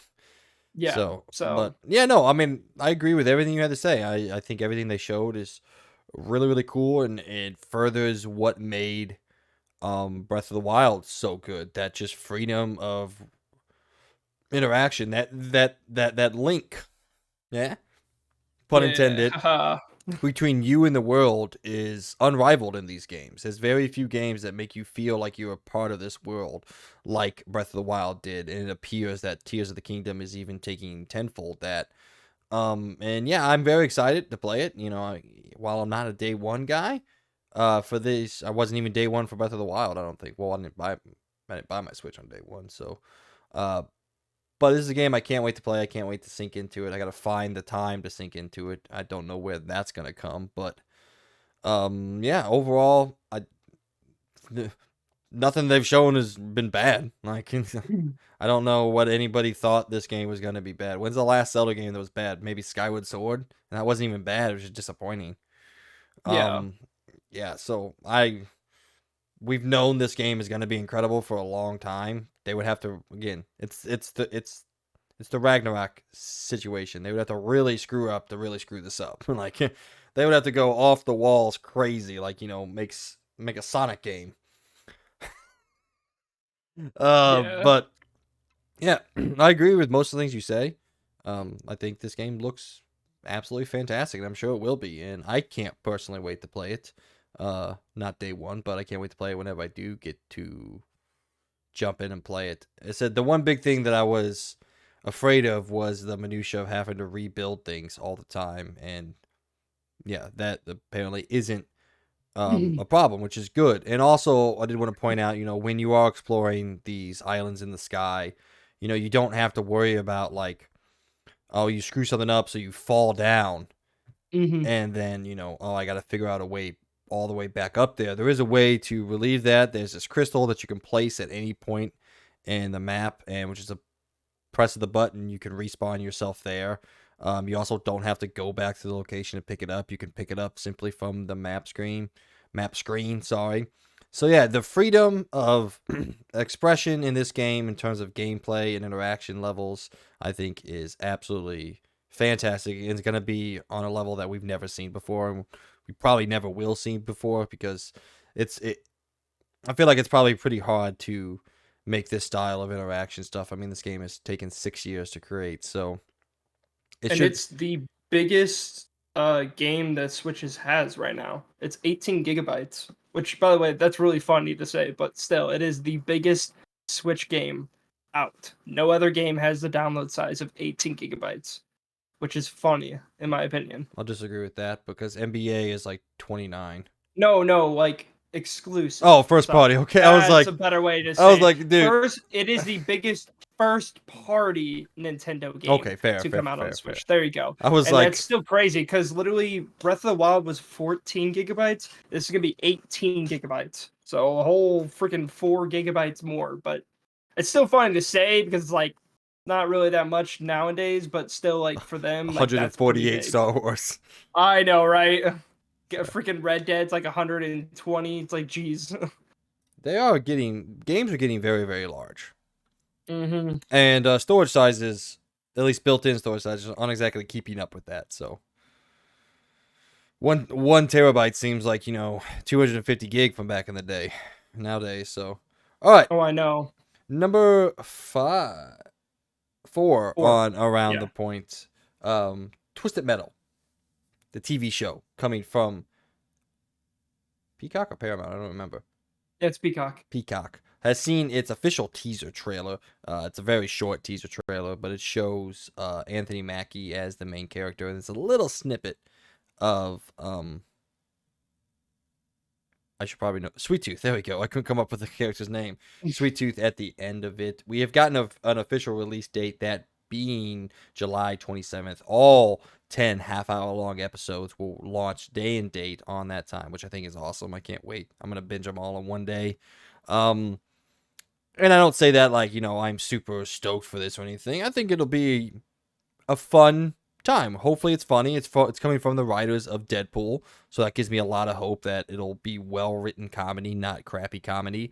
And it's in a series that I've always liked from my childhood, and it's one of them things that we've gotten to the point in time now that I think we can expect a certain level of quality from these video game adaptations, and short of a couple missteps, I think they've kind of hit pretty good recently. I mean, yeah, Halo is a misstep, but I would still argue that the quality of Halo is 10 times what we used to get. Look at look at Mortal Kombat Annihilation or something like that. Oh, Like, I know. Halo looks like an Oscar winner compared to that. So while there are some missteps along the way, I think it's easy to say that the bar has been set for what these things need to be, and so far Sony's done really good. I mean, they've come out with 2 of these now, both Last of Us and Uncharted. I thought were very, very good adaptations. I really enjoyed Uncharted. It was a fun movie, I thought. Last of Us obviously was a disappointment to us here on the podcast, but it's a remarkably well told, well done TV show, just from a story and character perspective. Logan and I were a little let down by it. So yeah, I'm excited for this. I hope it's a fun, let's see, 10 half hour long. So I hope it's a fun 5 hours I get to spend in a franchise that I haven't got to in a long time. What do you think? Yeah, I mean, it looks like a fun little show. I played a little bit of Twisted Metal way back. I think I don't remember which one I played. It's probably like either 2 or 1. I can't remember which one it was. But yeah, no, I think Twisted Metal's a fun little story to tell. I'm curious what kind of story they are gonna have to tell about it. I'm happy. Obviously, Sweet Tooth is in there. He's like pretty much the biggest thing. What makes Twisted Metal what it is. Yeah, I'm curious on how dark it's gonna be because Sweet Tooth is not a what's the word for it? He's a bit of a insane person. So Yeah, I'm really curious. he's an unhinged, insane murderer. But in the game, he's Yeah. played as like you're not really supposed to take him seriously. He's just like an unhinged No, character. yeah. Yeah, he's fun. So I was a Yeah, but little. I'm curious to see what they're gonna go with this. I'm happy that it is the Deadpool writers. I feel like they're really good for this kind of story that they're gonna be telling. Yeah, I'm interested in it, but I mean I don't have Peacock, so I don't know if I'm gonna buy Peacock just for the show. We'll just get the free one. I don't even are they even gonna have it on the free version? Because here's the Oh, thing, Peacock is free, but I think certain shows you have to pay that's in order to fair. get. I That's fair. I think. don't know. I mean, See, that's where my thing is. Like, yeah. I, I'll I, I I'll don't get a want to have month. to have more freaking subscription stuff, man. But yeah, maybe I'll find a way to watch it some way or another. But yeah, it looks fun. It looks like a fun show to watch. I'll So I'll get a month just for one day. yes, All right. Number 5 on Around the Point. Speaking of Star Wars Jedi, like we have this whole episode, pretty much, it's having some problems, and most impactfully on the PC, where essentially it's a non-starter on the PC. Um, just reading from the Polygon article with a tweet from EA letting people know what's going on. It's the Star Wars Jedi Survivors Windows PC version has numerous performance issues that publisher Electronic Arts and Respawn Entertainment acknowledged in a statement on Friday, the day of release. That statement being, we are aware the Star Wars Jedi Survivor isn't performing to our standards for a percentage of our PC players, in particular those with high-end machines or certain specific configurations. For example, people using cutting-edge multi-threaded chipset designed for Windows 11 were encountering problems on Windows 10, or high-end GPUs coupled with lower performing CPUs also saw unexpected frame loss. Rest assured, we are working to address these cases quickly. While there is no single comprehensive solution for PC performance, the team has been working on fixes we believe will improve performance across a spectrum of configurations. We are committed to fixing these issues as soon as possible, but each patch requires significant testing to ensure we don't introduce new problems. Thanks for understanding and apologize. Thanks for understanding and apologies to any of our players experiencing these issues. We will continue to monitor performance across all platforms and share updated timing as soon as it is available. Or if that's not the most backhanded I explanation I've know. ever heard. It's like, oh, you're having problems because your thing isn't Yeah, set you up didn't. right. Yeah, it's because you did a shitty PC port. Like, wow, thank you so much. That really helped people. I I mean, this crap is just dumb. I'm not going to defend EA, but there is an argument to be had if you're running a 4090 on a Ryzen 3. Yeah, you're going to run into a huge bottleneck there, and the game's not going to perform to 4090 standards because there's only so much power that the CPU can process. So your 4090 is just waiting around, waiting for your CPU to catch up. So there is an But argument it's to be funny had too there. is most games don't even really use a CPU anymore.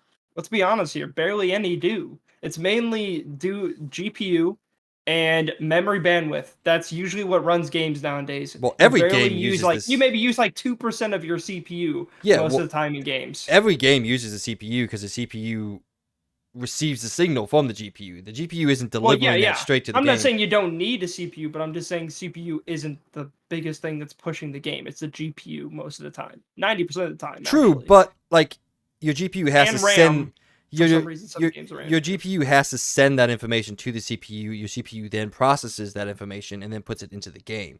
So if your CPU is slow, your GPU is sending all this information, but the CPU can't process it fast enough. So instead, if you have a 4080 or something like that, it may be sending all this data, but the CPU is so slow it can't process that. So your game's only going to run at 30 or 20 frames a second, regardless of how much money you spent on that GPU. So that is a problem innately with the grander spectrum of PC in general. I don't think it's fair to say that those are the only people experiencing problems, considering I'm experiencing not as much of these problems, not even anywhere close. I'm experiencing some not stable frame rates on, the most worked out device, Xbox and PlayStation. Those are like the easiest places to develop this game for, because it's a It's a lockdown device. singular Yeah, device. it's a Yeah. lockdown device, so you can prioritize anything you need and pull it wherever you need to. Um It's honestly just more like this is a multi-billion-dollar company. They have the budget. They were given unlimited budget, basically. Not really, but I'm just saying like they were giving a far higher budget for this game, and they probably had a bigger team. They probably had all the resources they needed, and yet they don't deserve the benefit of the doubt for coming out with a god-awful PC port. It is awful, and it doesn't even just seem to be about just like a high-end GPU and low-end CPU. It seems to be everyone's having this problem. I mean, heck, even watch Digital Foundry's review. They didn't use a crappy CPU with a high GPU. So it's just the game. The game is poorly designed. It's a shitty PC port. And even as always, we should all be expected by this. Um, the shaders don't even cache properly. So yeah, it's just yet again, like, I don't know. It's kind of funny again that a Dead Island 2 that had development hell had the worst of the worst. Literally just everything was basically aiming it down to be the worst game ever, and it comes out and it doesn't have any of these problems. But yet you have this game that has billions and billions and billions of dollars, had probably a more smooth sail design, and yet here we are with not only a console version that has insanely bad performance problems, but now a PC version that is probably easily now up there with the worst PC port for this year. And this year's already been riddled with PC versions, bad PC versions. So it's just like, dude, come on now, Yeah. people. Like, come on, you have billions of dollars, billions, and yet you still can't come out with a game properly. I hope everyone refunded it, at least on PC. I know that most people can refund it, so if you played at least an hour or so, please refund it, because guess what? It does come out of their pockets. So go to Steam, refund your game, because honestly, it's the only way to show that they fucked up. That's the only way to show them. So do it, because they deserve it. Honestly, if their sales go down, it's their own damn fault, and it sucks because I want this game to be great too. But hey, if they're gonna come out with shitty, lackluster reports, then they deserve to get all those sales taken away. Yeah, That's how I think of it. I just Because don't that's know dumb. I just don't know where all these problems just started happening out of nowhere. It feels like 2 years ago. Well, yeah, we would occasionally get the bad PC port and everything like that, but it just seems like we are inundated every single big release now. Well, short of a couple here and there, Dead Island pointing out, just doesn't work right. And it's like, where did this come from? When did this become the norm that, a AAA game will launch and just wait a couple weeks to buy the PC port because it's probably not working right? It's like, where did this problem start, and how did it start, and honestly, how to fix Mostly, it? mostly, a lot of them were the bigger problems that mainly started it was Unreal Engine 4. Unreal Engine 4 was a big thing that started this whole thing because Unreal Engine 4 didn't have a shader compilation thing built into its engine. So it every game that released with Unreal Engine 4 ended up having a bunch of shader compilation issues. Like, for example, we had Callisto Protocol come out last year. We had Gotham Knights. We had, what was a more recent Unreal Engine 4 game? This game. Uh, this game. This was Unreal Engine 4? Yeah. See, wow, what a surprise. So literally it's Unreal Engine 4 is usually the bigger one that has this issue. Some other engines have this problem too, like for example, Naughty Dog's engine with The Last of Us and Uncharted 4. But most engines are really good and already have built-in shader compilation, but it's mostly these games with Unreal Engine 4 that have this problem. And it really is mostly the developer's problem more than is the Unreal Engine problem, because a lot of these developers are easily can figure out this problem within like no time. But this is even deeper than shader compilation issues. This game just has technical problems. And it's with everything. It just seems like it's very poorly optimized to the point where even a 4090, a $5,000 PC barely can run this game. That's a joke. That is a joke. Because I'm not gonna lie, even though this game's very impressive, it isn't that impressive. When it, So I don't you think want to it's hear that impressive. something else that puts this solely on the developers? Dead Mhm. Island 2, Unreal Yeah, Engine 4. yeah. Isn't that funny? Yeah. And it's 60 FPS at launch on console. Hey, you hear that, Unreal Engine 4 developers? Isn't that weird? A developer that made an Unreal Engine 4 game not only came out with a good PC port, which I still think is funny, and they came out with a console version that not only is a very, very solid 60 FPS, but it has no other problems at launch. That is funny. I still think people aren't giving enough props to Dead Island 2 because they came out with a launch that was way more smoother than all these developers that barely had development hell at all. But yet a game that had the most development hell of all time came out with a more solid release than all these other games. I think that's so funny. Like, dude, come on. You guys have all the money in the world to make a good port for a game, and yet you come out with this lackluster garbage. I don't know if it's EA's fault or if it's the people that made this game's fault. Because I don't know if they were pushed to release this game as fast as they did, or they just poorly managed the whole thing. I mean, in terms of AAA development, I mean, this game came out very quickly. This was 3.5 Yeah, years. that's what I was So, saying. It yeah. was really quick. That's why I didn't expect it to get here so quickly, but it did. So I was surprised about that too, especially with the scope for this game. Like, I don't know how they were just pushing it out so quickly. But yeah, well, clearly we see what happens when you push it out super quickly because here we are. Both versions aren't great. Console version isn't perfect, and clearly PC is even having a worse time. So yeah, I will say, I feel like this might just kill a possible sequel for this game. no. If they don't fix this stuff very quickly, I think it will get people to refund their game, and they won't meet sales requirements for this game. Well, no, this game's gonna sell like hotcakes, dude. It's Star Wars. Star Wars sells incredibly well, you know. Hogwarts Legacy could have came out and shit problems. In fact, that even had PC problems at launch. Oh, yeah. So, and it's the best-selling game of the year. Will probably go on to be the best-selling game in recent memory. So, we've talked about time and time again. Average people just don't give a shit, man. I actually read a report. It was a Call of Duty developer. I don't know if it's from Infinity Ward or Treyarch, but they said their games default to performance mode. It defaults to the 60 frames per second mode. And he said they have data. 63% of players switch it to quality mode. Really? Which blows my mind because I'm like, okay, people don't either understand or care about 60 frames a second. They may see that 60 frames, but like, I don't care. They may not understand what it means, which I think is a more likely reasoning for that, is they just don't understand what that 60 frames moniker means. And they just don't care that much to play that. But dude, when I read that article, I was like, that's almost 2/3 of the player base that just immediately switches it. So you're telling me I'm in the third of hardcore video game players that I care about performance and all that? That's sad. So I just don't think people give a shit. Like, I guarantee you, most people who are playing Star Wars outside of our like industry, like people who like talk about it or online, all this engaging, they don't even care that the game dips to what feels like 20 at times. They're just like, whatever. They don't even either notice or care. They're just playing the game.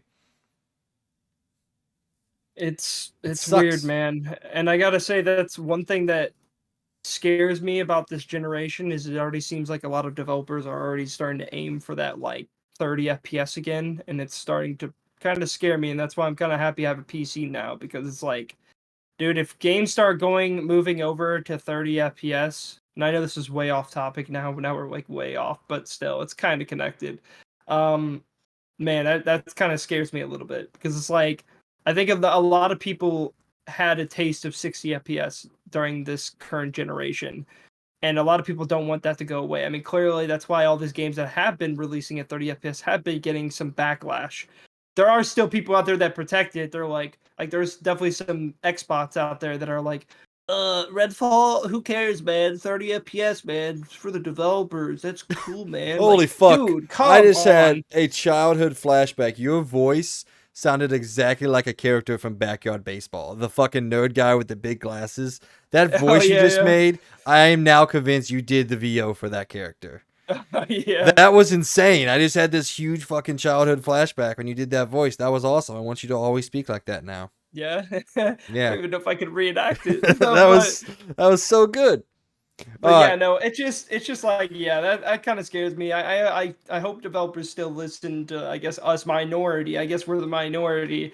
I prefer performance. I mean, heck, I would even drop down to 1080p if it gives me 60 FPS. I would much prefer that. But Oh, obviously, like I just like performance now. Like I can't. I guess I'm getting older. I mean, I'm not really that old, but still, I don't. I just don't care. There's only a couple games like Breath of the Wild and the new Tears of the Kingdom that I'm fine with 30 FPS because the game it feels good still in well, 30 FPS. you don't. But You also don't have another most option. games. So, Yeah, I don't really have an option. Yeah, that's true. I mean, heck, if there was a new Switch that came out and I could play it at 60 FPS, yes, I would be playing it on that version. Yes, I would prefer that.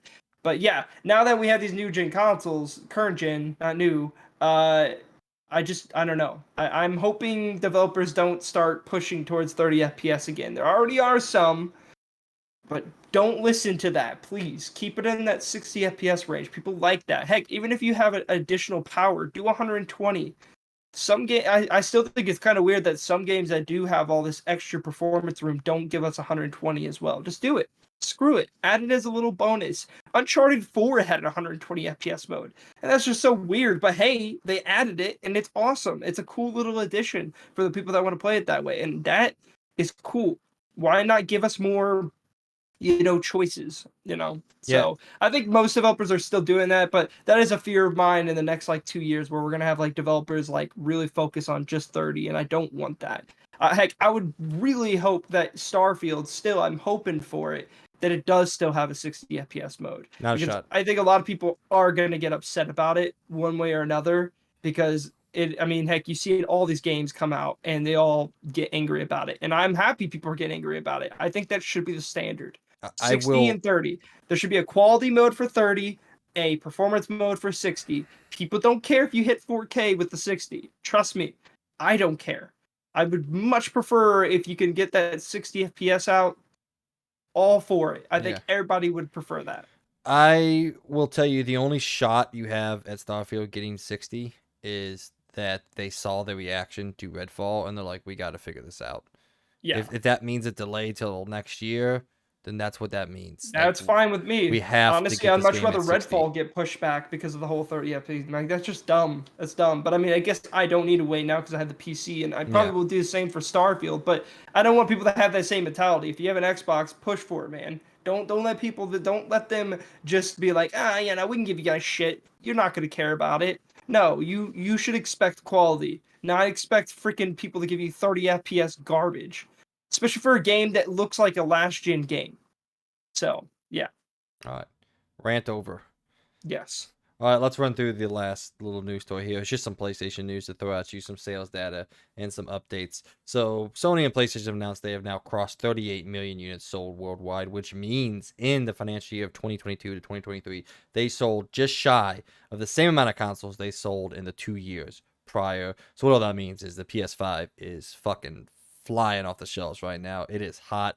People are buying it. Also, news that came out during this episode, Game Rant ran an article that said PlayStation is the first console manufacturer to surpass 500 million units sold worldwide throughout the entirety of its family and life cycle. So, congratulations to Sony, congratulations to PlayStation on being the first developer to reach that elusive milestone. Keep pushing, keep going ahead. Speaking of sales, PSVR 2 will finally become available very shortly in brick and mortar stores. It is on sale on May 12th in the UK, coming shortly, I believe, May 20th to Amazon in the US, and then other retailers to soon follow for that. So hopefully, finally, that's not selling. Are you okay? Sorry, my eye. It was really itchy. I'm sorry. Good. Sorry. So We're all good good. on that. All good. And then the We're still last news good. story, which isn't really anything crazy. Apparently, people didn't realize Horizon 3 was going to be a game. So this comes from IGN. It says, Guerrilla Games appears to have quietly announced a Horizon Forbidden West sequel while detailing a management reshuffle on its website. Reading from that article, it says, we have full confidence in our new leadership as they steer Guerrilla towards a bright future, expanding the world of Horizon with Aloy's next adventure and our exciting online project. That's what the development said. So apparently no one beat Forbidden West, because if you beat Forbidden West, you realize there's a third game coming, because it's clear as day. Also, duh. Like I started reading this, and when the article went live, I was like, well, yeah, duh. Who thought they weren't gonna make a third one? I know, And right? then I went on Reddit, and people were like, oh my god, they're already making it. Duh. It Horizon probably started like before even the game release. Like, what do you mean, people? Come on now. Forbidden West has been in the top 10, top 20 selling games since its launch February of last year. Like, yeah, it didn't sell as well as Elden Ring or anything like that because it matched up right against it, but it's been consistently selling each and every month for the past 18 months. I did quick math. I might be wrong there, but it's like, of course they're going to make a third one. And again, if you play the game, they're going to make a third one. The game ends in a, spoiler alert, a massive cliffhanger that just sets up right into the third game. And Burning Shores DLC is a bridge between those two games. It lays the foundation for what the third game is going to be. So I was very confused of why people were confused. But anyway, that's just it. So congratulations to Sony and PlayStation for being the first manufacturer to cross that huge milestone. PS5 is hot right now, selling like crazy, which is interesting because Sony hasn't said a fucking word in like almost 2 years now. They haven't said anything about anything that's coming out. So the fact that they were able to sell that many consoles could either speak to people's belief in the quality. I guess that's it. I don't know another reason why it would be selling that much. And then PSVR 2 coming very shortly, finally to stores. What do you got, man? Yeah, I still think that's such a weird move that PSVR 2 was only on the direct store. I think that was the dumbest, and I mean dumbest decision they've ever made. I don't know why you would do a device that like not all people probably with PlayStation 5 are gonna buy, but like I think making it more available and a way to people to actually be able to go to stores and buy them would have made way more sense than just being like, yeah, the only way to get this device is through our PlayStation Direct store. Like, what? That's like you coming out with like a new PSP or whatever, and you just like, yeah, it's only on the Direct. It's not coming to stores. No, it's just Direct. It's Like, interesting to know we haven't got official numbers from PlayStation and Sony, but there are financial reports out there that says in the time frame since launch, PSVR 2 is outselling PSVR, which I thought was weird. I don't actually see how that could even be possible because no one has talked about this device since it came out. Like, I love it. I think it's an immaculate electronic device. I think it's wild how much stuff you get for what you pay, which is a lot of money, but you get a lot with that money. But no one talks about this at all. So the fact that apparently per financial reports, it's selling better than the original, I was like, okay. I find that that hard to isn't believe. saying much because I don't think the first one did super well I mean, compared at to. the time it came out, it was the best-selling VR console of all time. So only surpassed by Yeah. Quest 2. It's still number 2. So, I mean, again, we're talking about a niche of niche markets when it comes to hmm VR and its engagement. I mean, Quest 2 is the best selling, and I don't even think it's at 10 mil yet. I think it's at Yeah. like 8 or 9 last time I checked. So this is a very, very small market, which is why we talked about this a couple episodes ago, a while ago. I don't know if I want Sony to put this much effort into VR. If it is this niche of a market, like how successful can you really be? Like, I feel like you could make more money doing something different. I don't know what that difference is, whether it's a Vita 2 or the new um, I think the handheld. whole going into the other market of portable, they just need to stick out of it because they're not gonna compete. If they try to split off their thing again, where they're gonna have PlayStation 5, they're gonna have the portable, and then this VR, it would be hell No, because they not would all have. three. I was saying, Oh yeah, do one instead of this VR because yeah. I don't know how much But money they but can make even in if they this. did go into the portable market, they are competing against something that is becoming gigantic at the moment. Ever since, so we already had Nintendo Switch come out back here, which already is still easily going to be the best portable selling device of all time. We already know this. Um, and it's going to just if they try to compete against a big timer like this, they're going to get massacred. Because not only that, we also have another big contender that's now in the market, and that's Steam with the Steam Deck. And then Steam Deck now has blown up all of these freaking portable gaming devices now from PC things. And at that point, they should just stick their nose out of it, because if they try to get into it, they're gonna get fucking melted in this market, dude. There's no way they would even simply make it, because for first thing, if they had to make a portable game, DICE, they're gonna have to make their own exclusives again, and who knows if it's gonna be like, I mean, heck, as I said, if they do want to get into it, they could pull the thing that I said with the Series S kind of thing, where they come out with the PS5, but it's weaker, but you could still play all the PS5 games on it. Then they may just be able to make it. But if they don't do that and they're making only specific games for that thing, then people are probably just going to stick with what they got. So I don't think people would want to go out and buy that device again. I think that's in their past.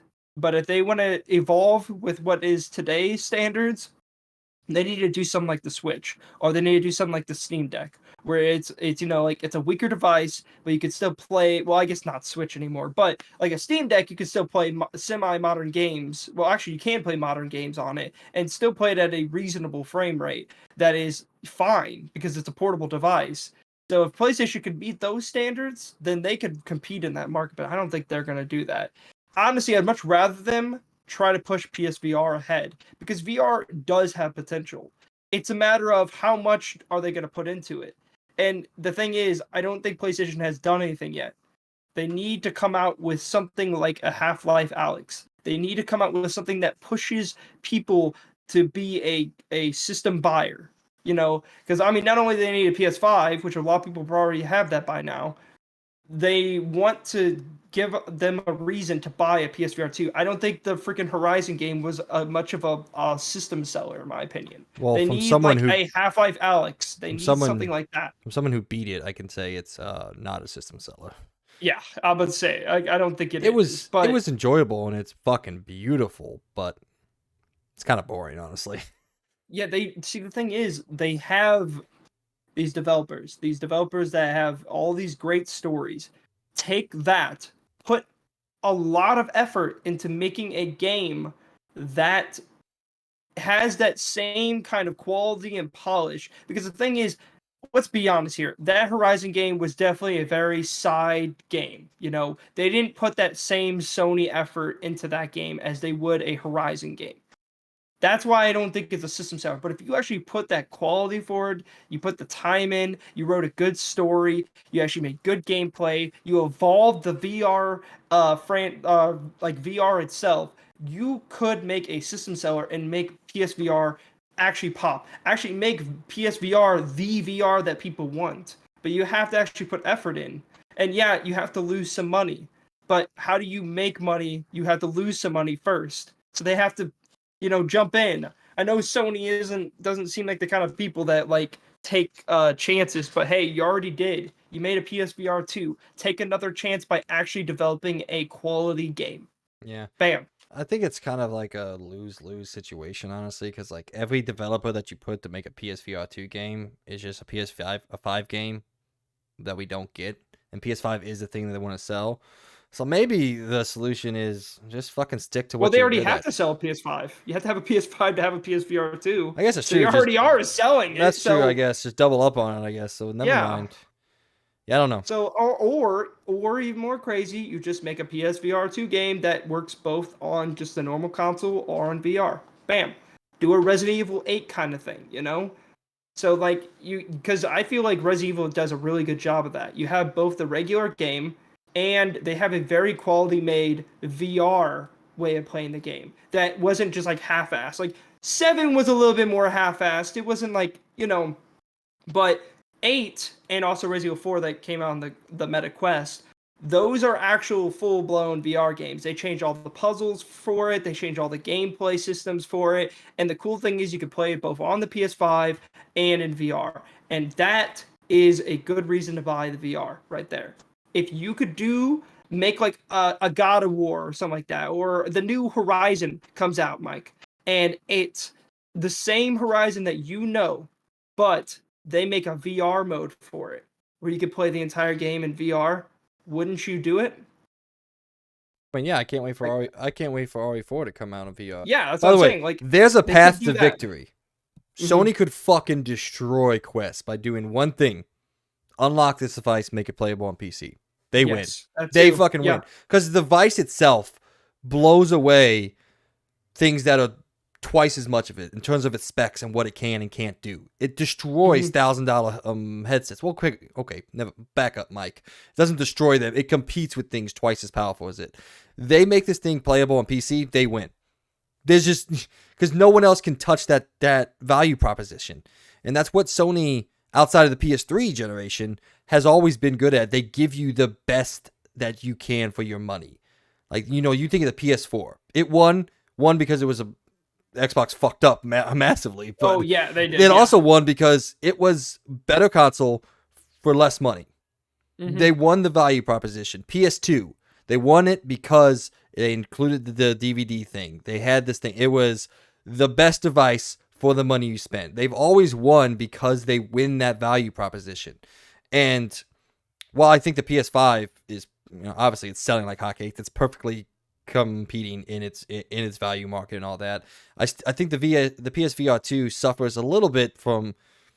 I don't think it's overpriced at all, but I think there's a lot of people that feel like it is, which I think comes from a little bit of a place of not understanding the VR market as a whole. They look at MetaQuest and they're like, oh, well, that's cheaper than the PSVR 2.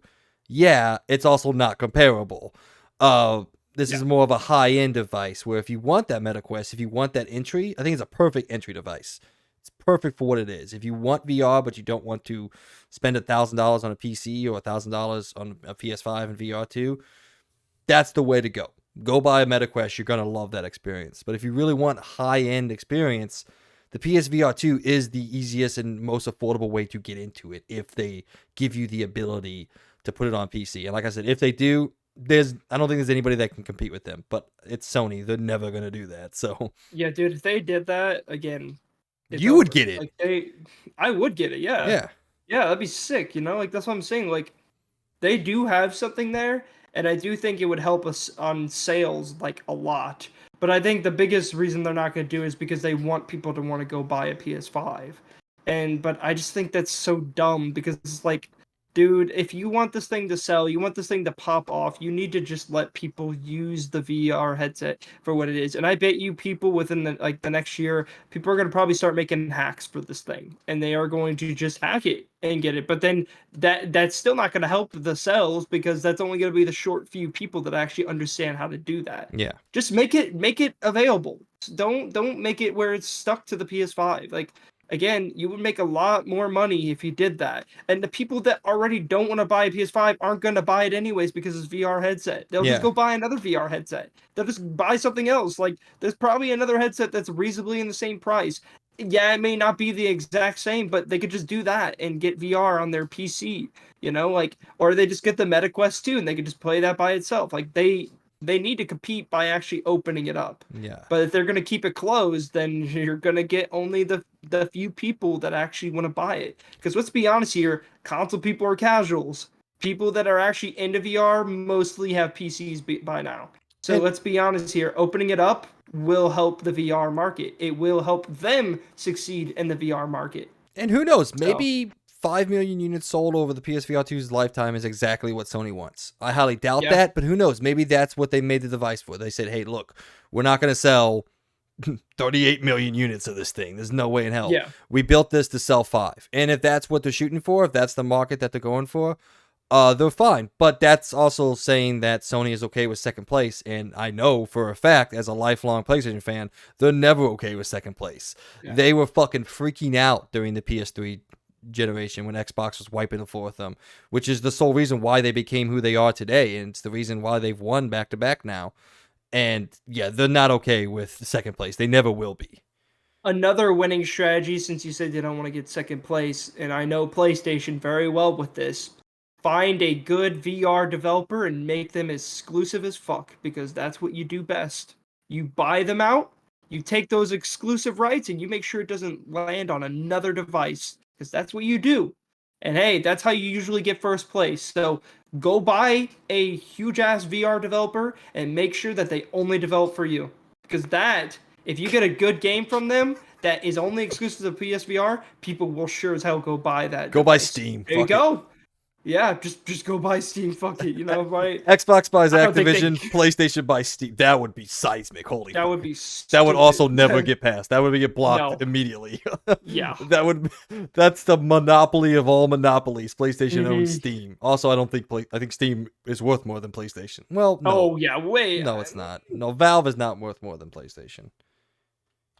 I wonder how Valve. much they are worth. They make a lot of money. They I don't make a know. lot of money, but There would no way they would ever sell though, because they just print money over there. They yeah, don't and need anyone to buy them. they don't have to do anything. They print money Yeah, they don't by even have to make putting games games. anymore. Yeah, Like they made games, but now they're like, fuck it, we just sell games and we have a really good platform. So fuck it, we don't need anything else. I mean, the heck, they're just doing the Counter-Strike thing because they know they print money from that game. It's the only reason it's getting a sequel. It's because they know it's popular and they know it makes money. So yeah, it's a weird thing. I do think honestly PSVR can go two ways, and I want PSVR 2 to do very well, but yeah, they just need to do something. They need to if they wanted to put their foot in the VR market, and not only just put their foot in the VR market, but also expand it and make it better and more viable, then they need to do something. yeah. That's what they need to do. Valve Corporation is valued at $7.7 billion. PlayStation, well, Sony is valued at 117 billion. So not It's a little bit exactly of difference. yeah, not exactly Yeah. comparable. So all right, let's get on to let's talk reviews. Once again, we ran long like we always do, so fuck it, whatever. I like talking about video Yeah. games. So all right, ladies and gentlemen, that was around the point where we went around the video game world and gave you some of the news stories that we wanted to talk about. Actually, I enjoyed the news stories this week as opposed to last week. I wasn't a big fan, but this week's news story is pretty good. A lot of reactions,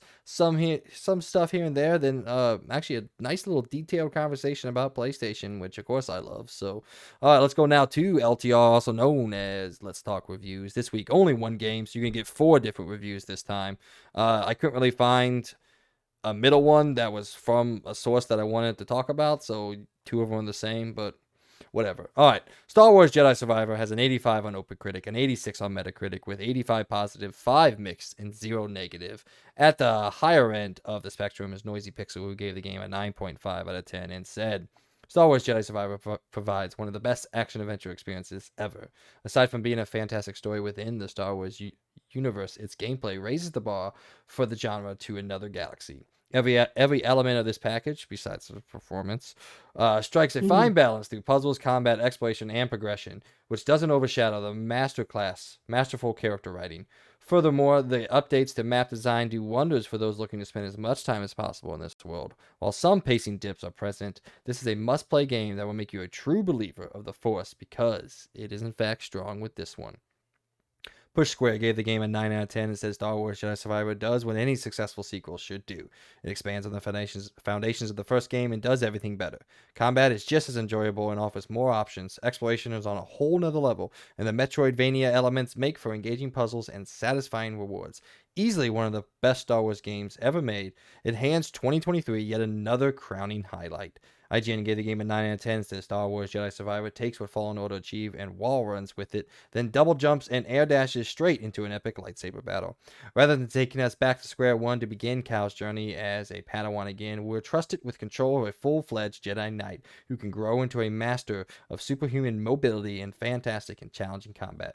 With a new set of larger, more diverse, and densely packed worlds to explore, and a memorable cast of returning characters, Survivor tells a story that may be predictable, but it's still fun and at times emotional to watch play out. Launch performance issues aside, it's a sequel that does virtually everything better than the original, which was already an exceptional Star Wars game. If Respawn makes one more like this, it'll complete the best Star Wars trilogy in 30 years, hands down. That's probably a true statement. The gamer gave the game a 7 out of 10 Fair. and said Star Wars Jedi Survivor has everything a Star Wars fan will want. It's an excellent story and uses classic Star Wars tropes, musical cues, and narrative moments. But if you're not enamored by a John Williams horn reprise, what you have here is a decent adventure game with a vibrant but often annoying open world that will keep being set back to. Hold on, let me retry this. This is weird. What you have here is a decent adventure game with a vibrant but often annoying open world that you keep getting sent back to that rarely lets you think of yourself and often just doesn't quite work properly. For a story so sharp, it's a shame the game gets in its own way so often. All right. There you go. What do you think, man? I mean, that's fair, you know? I mean, it's a sequel that mostly improves on everything, you know? I mean, we already rambled on like 5 times through this episode about performance issues, but I think mostly everything else I gotta understand. Seems like they've done a lot to evolve the game. It seems like the worlds are bigger, the environments are a lot more exciting to explore, not as much tedious exploration things worth going back and forth. Seems like the story has a lot more going on. Hell yeah. Gameplay looks pretty much just as good with more things. Again, I gotta say this is basically the Ragnarok of the the Jedi Star Wars Jedi series is what we're gonna call it. So yeah, I can't blame it. I mean, I know I didn't like Fallen Order, but I understand that that game was a good game. It was actually probably great. And I do understand the excellence of the storytelling that they're doing here. Dude, it's And so good. yeah, so like, I'm really excited to play this game down the line. I probably will for sure be playing it down the line. I do want to play it at some point. This game especially looks insanely fun to play. Let me So ask you something. Why? Because like we talked about Force Awakens story. mhm, Sorry, Force Unleashed, not Force Awakens. We talked about yeah, Force Unleashed story. Both of the Jedi games have great stories. Battlefront 2 even had a good campaign. A lot of Star Wars games have a good campaign. Why is it so easy to write a Star Wars story in gaming, but the fucking movies and TV shows can't figure this shit out? The thing that it was born into. Star Wars was born into movies. There wasn't a thing before 1977. It was an original movie. Why is it so goddamn difficult for Star Wars media properties to tell a cohesive story, but the game somehow figured it out when the core aspect of video games is the gameplay and the story is second nature in times? Just throwing that out there. it, it is really funny, and I think it's mainly due to the fact that I feel like the people that are developing the games are actual fans that actually care about the series, and the people that make these new movies, they're the people that are like, well, we want to make it our own and not make it a Star Wars We story, wanted to and defy that's where the problem. expectations. We wanted to Yeah, surprise people. Fuck you, Rian Johnson. yeah, I'm you dude. and you did surprise people by making a god awful movie. God, I hate that man. Dude, oh man, yeah, it's annoying, man. That's just how it is now. It's so dumb. Like every that's why all these things that we love, they always get ruined in some way or another because these directors Disney. want to have their own creative take on it, and Fucking not Disney Disney. pretty much. Yeah. I mean, that's why Jon Favreau is so good, dude. That's why Mandalorian is good because he's an actual fan. He actually cares about Star Wars. That's why Mandalorian was so freaking good. But then you have like Boba Fett, which I don't even know if that was Jon Favreau. I refuse to believe that was Jon Favreau because it just was not the same. It was Disneyfied, And you, I wish we saved that clip of me basically explaining what Disneyfied is. But yeah, John Butinsky was the executive producer of Boba Fett.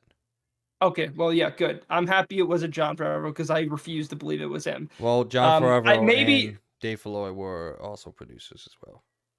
Yeah, I'm but sorry. probably only for like the 3 episodes that had Mandalorian in it. Probably, yeah. So, yeah. But they were Yeah. executive producers, so they paid for it. The producer was Oh. John Budnitsky, who doesn't Oh, even have a okay. Wikipedia page. All right, well, you're fucking pointless. You don't even have a Wikipedia page.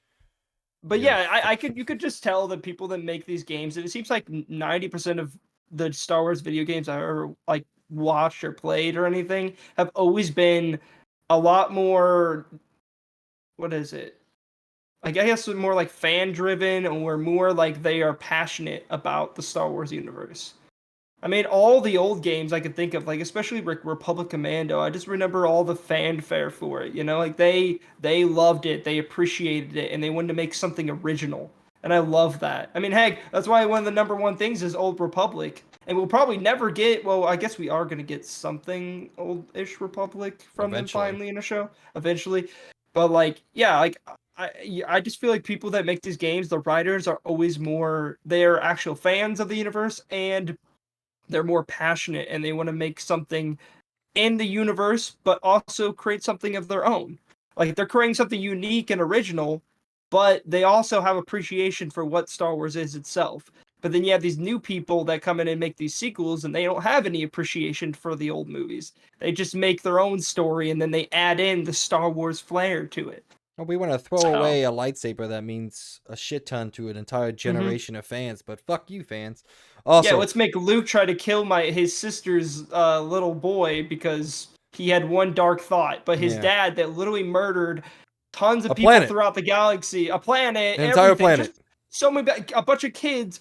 Yeah, he could change. He could change. Yeah, Yep. literally, his mother's entire planet. Yep. No, yeah, no, Yeah. no, it's his daughter's entire planet. There we go. I got my Yeah. His fucking daughter. Yeah. timeline. His daughter. Yeah. I Yeah. got, Yeah. Yeah. I got my timelines confused. I hate to be the bearer of bad news, but out of the 7 episodes of Boba Fett, 7 of them were written by Jon Favreau. Refuse. I refuse to Also, believe it. speaking of people who actually are fans of it, this is a little bit of a spoiler if you listen to the rest of the podcast, but if this is your first time, it's not a spoiler. Jedi Survivor deals with a timeline or time frame of Star Wars that I'm fucking loving that it delves into. So Okay. yeah, that's it. If you know me, you might know what I'm talking about, but if you don't know me, then you have no fucking clue. All right, rest of the week went like this. After Image scored a 74, Strayed Light 74, Cassette Beast 86, Is that Bramble that Pokemon game? Cassette Beast. I have no clue. Oh, I'll Uh, have to look it up. Bramble the Mountain King 74. The last case of Benedict Fox still has not an official score, but does have 2 reviews. An 8.5 and a 9. So Trinity Triggers 72 and Ash of Gods The Way a 77. So that's the rest of your week. Pretty do nothing week other than Star Wars, but that's good because that's all I wanted to play. So all It right. is. Rounding out the episode, always leave you with the games you're going to be playing in this coming week, or at least you have the opportunity to play this coming week. And let me tell you what, it's not a lot. So on May Nope. 2nd, Age of Wonders. Wait, never mind. There's one thing. Sorry. On May Oh yeah, 2nd, yeah. Age of Oof. Wonders 4 comes out Dang. on PS5, Xbox Series X and S, and PC. Redfall on Series X and S and PC. On May 3rd, Super Dungeon Maker on Switch and PC. On May 4th, Ravenlock on Xbox Series X and S and PC. And then on May 8th, Darkest Dungeon 2nd. Why did I say it like that? Darkest Dungeon 2 comes out on PC. And that is your week in gaming. So pretty much Redfall week. Yeah, pretty much. All right. I'll have to see if I can pre-download it soon. I'll probably check tomorrow. I'm going to have to fucking go give Xbox $14.99, which annoys me. It'll be worth it. It'll be fun. Yeah, We'll see how it is. I don't Hey, know. and if it ends up absolutely sucking, then we could just stop playing it. So I don't think it'll be worth it, but I'm mostly just playing it because I'm playing it with you. I don't really care about Redfall that much. I've never I liked mean, I've never liked an arcane game.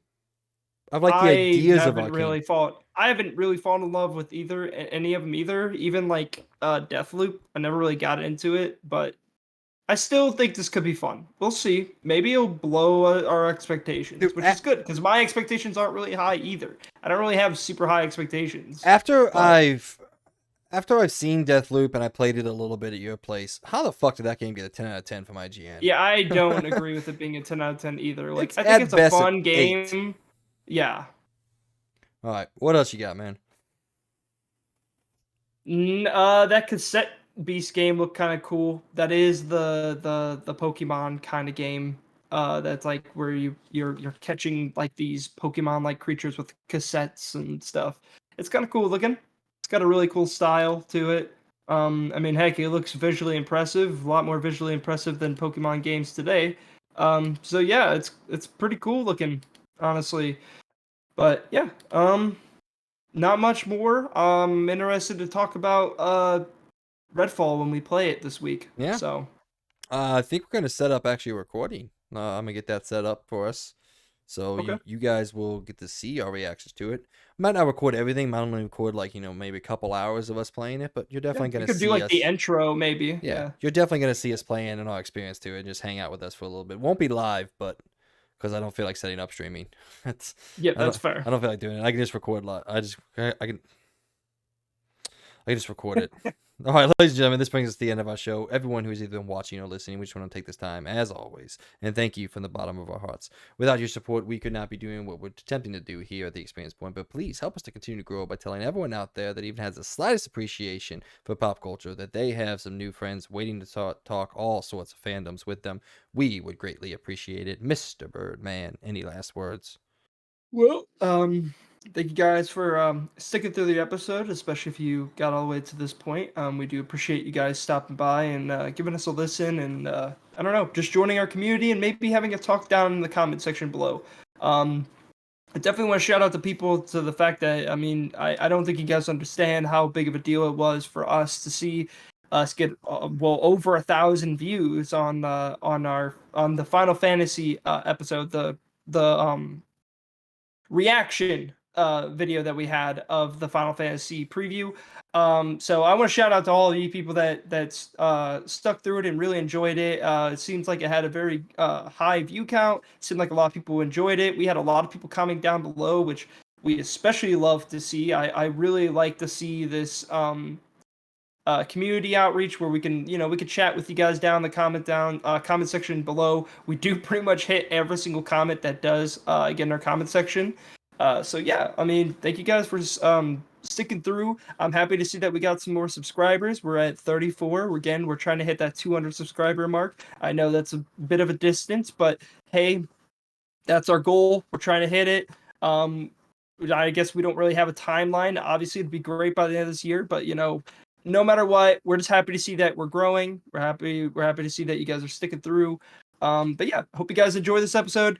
I know it's been a very light few news the past few episodes, but we're about to get to a big one pretty soon. So yeah, thank you guys for sticking by. If you guys do like our content, give us a like, a subscribe, and I think that's all we got. So yeah, Mike, send it off to you. You're forgetting something. No, I'm not because they're not there anymore. You told me. You can still say thank you for his effort. Oh, that's fair. Okay. So I'd like to shout out our Patreon Platinum member, Logan Leffler. We do appreciate your support each and every month. And yeah, Once see you, again, Mike. thanks everyone for listening and following along with us. This has been another episode of the XP Podcast brought to you by all of us here at the Experience Point. I hope everyone has a great week, and as always, see you guys in the next one. Peace. Peace.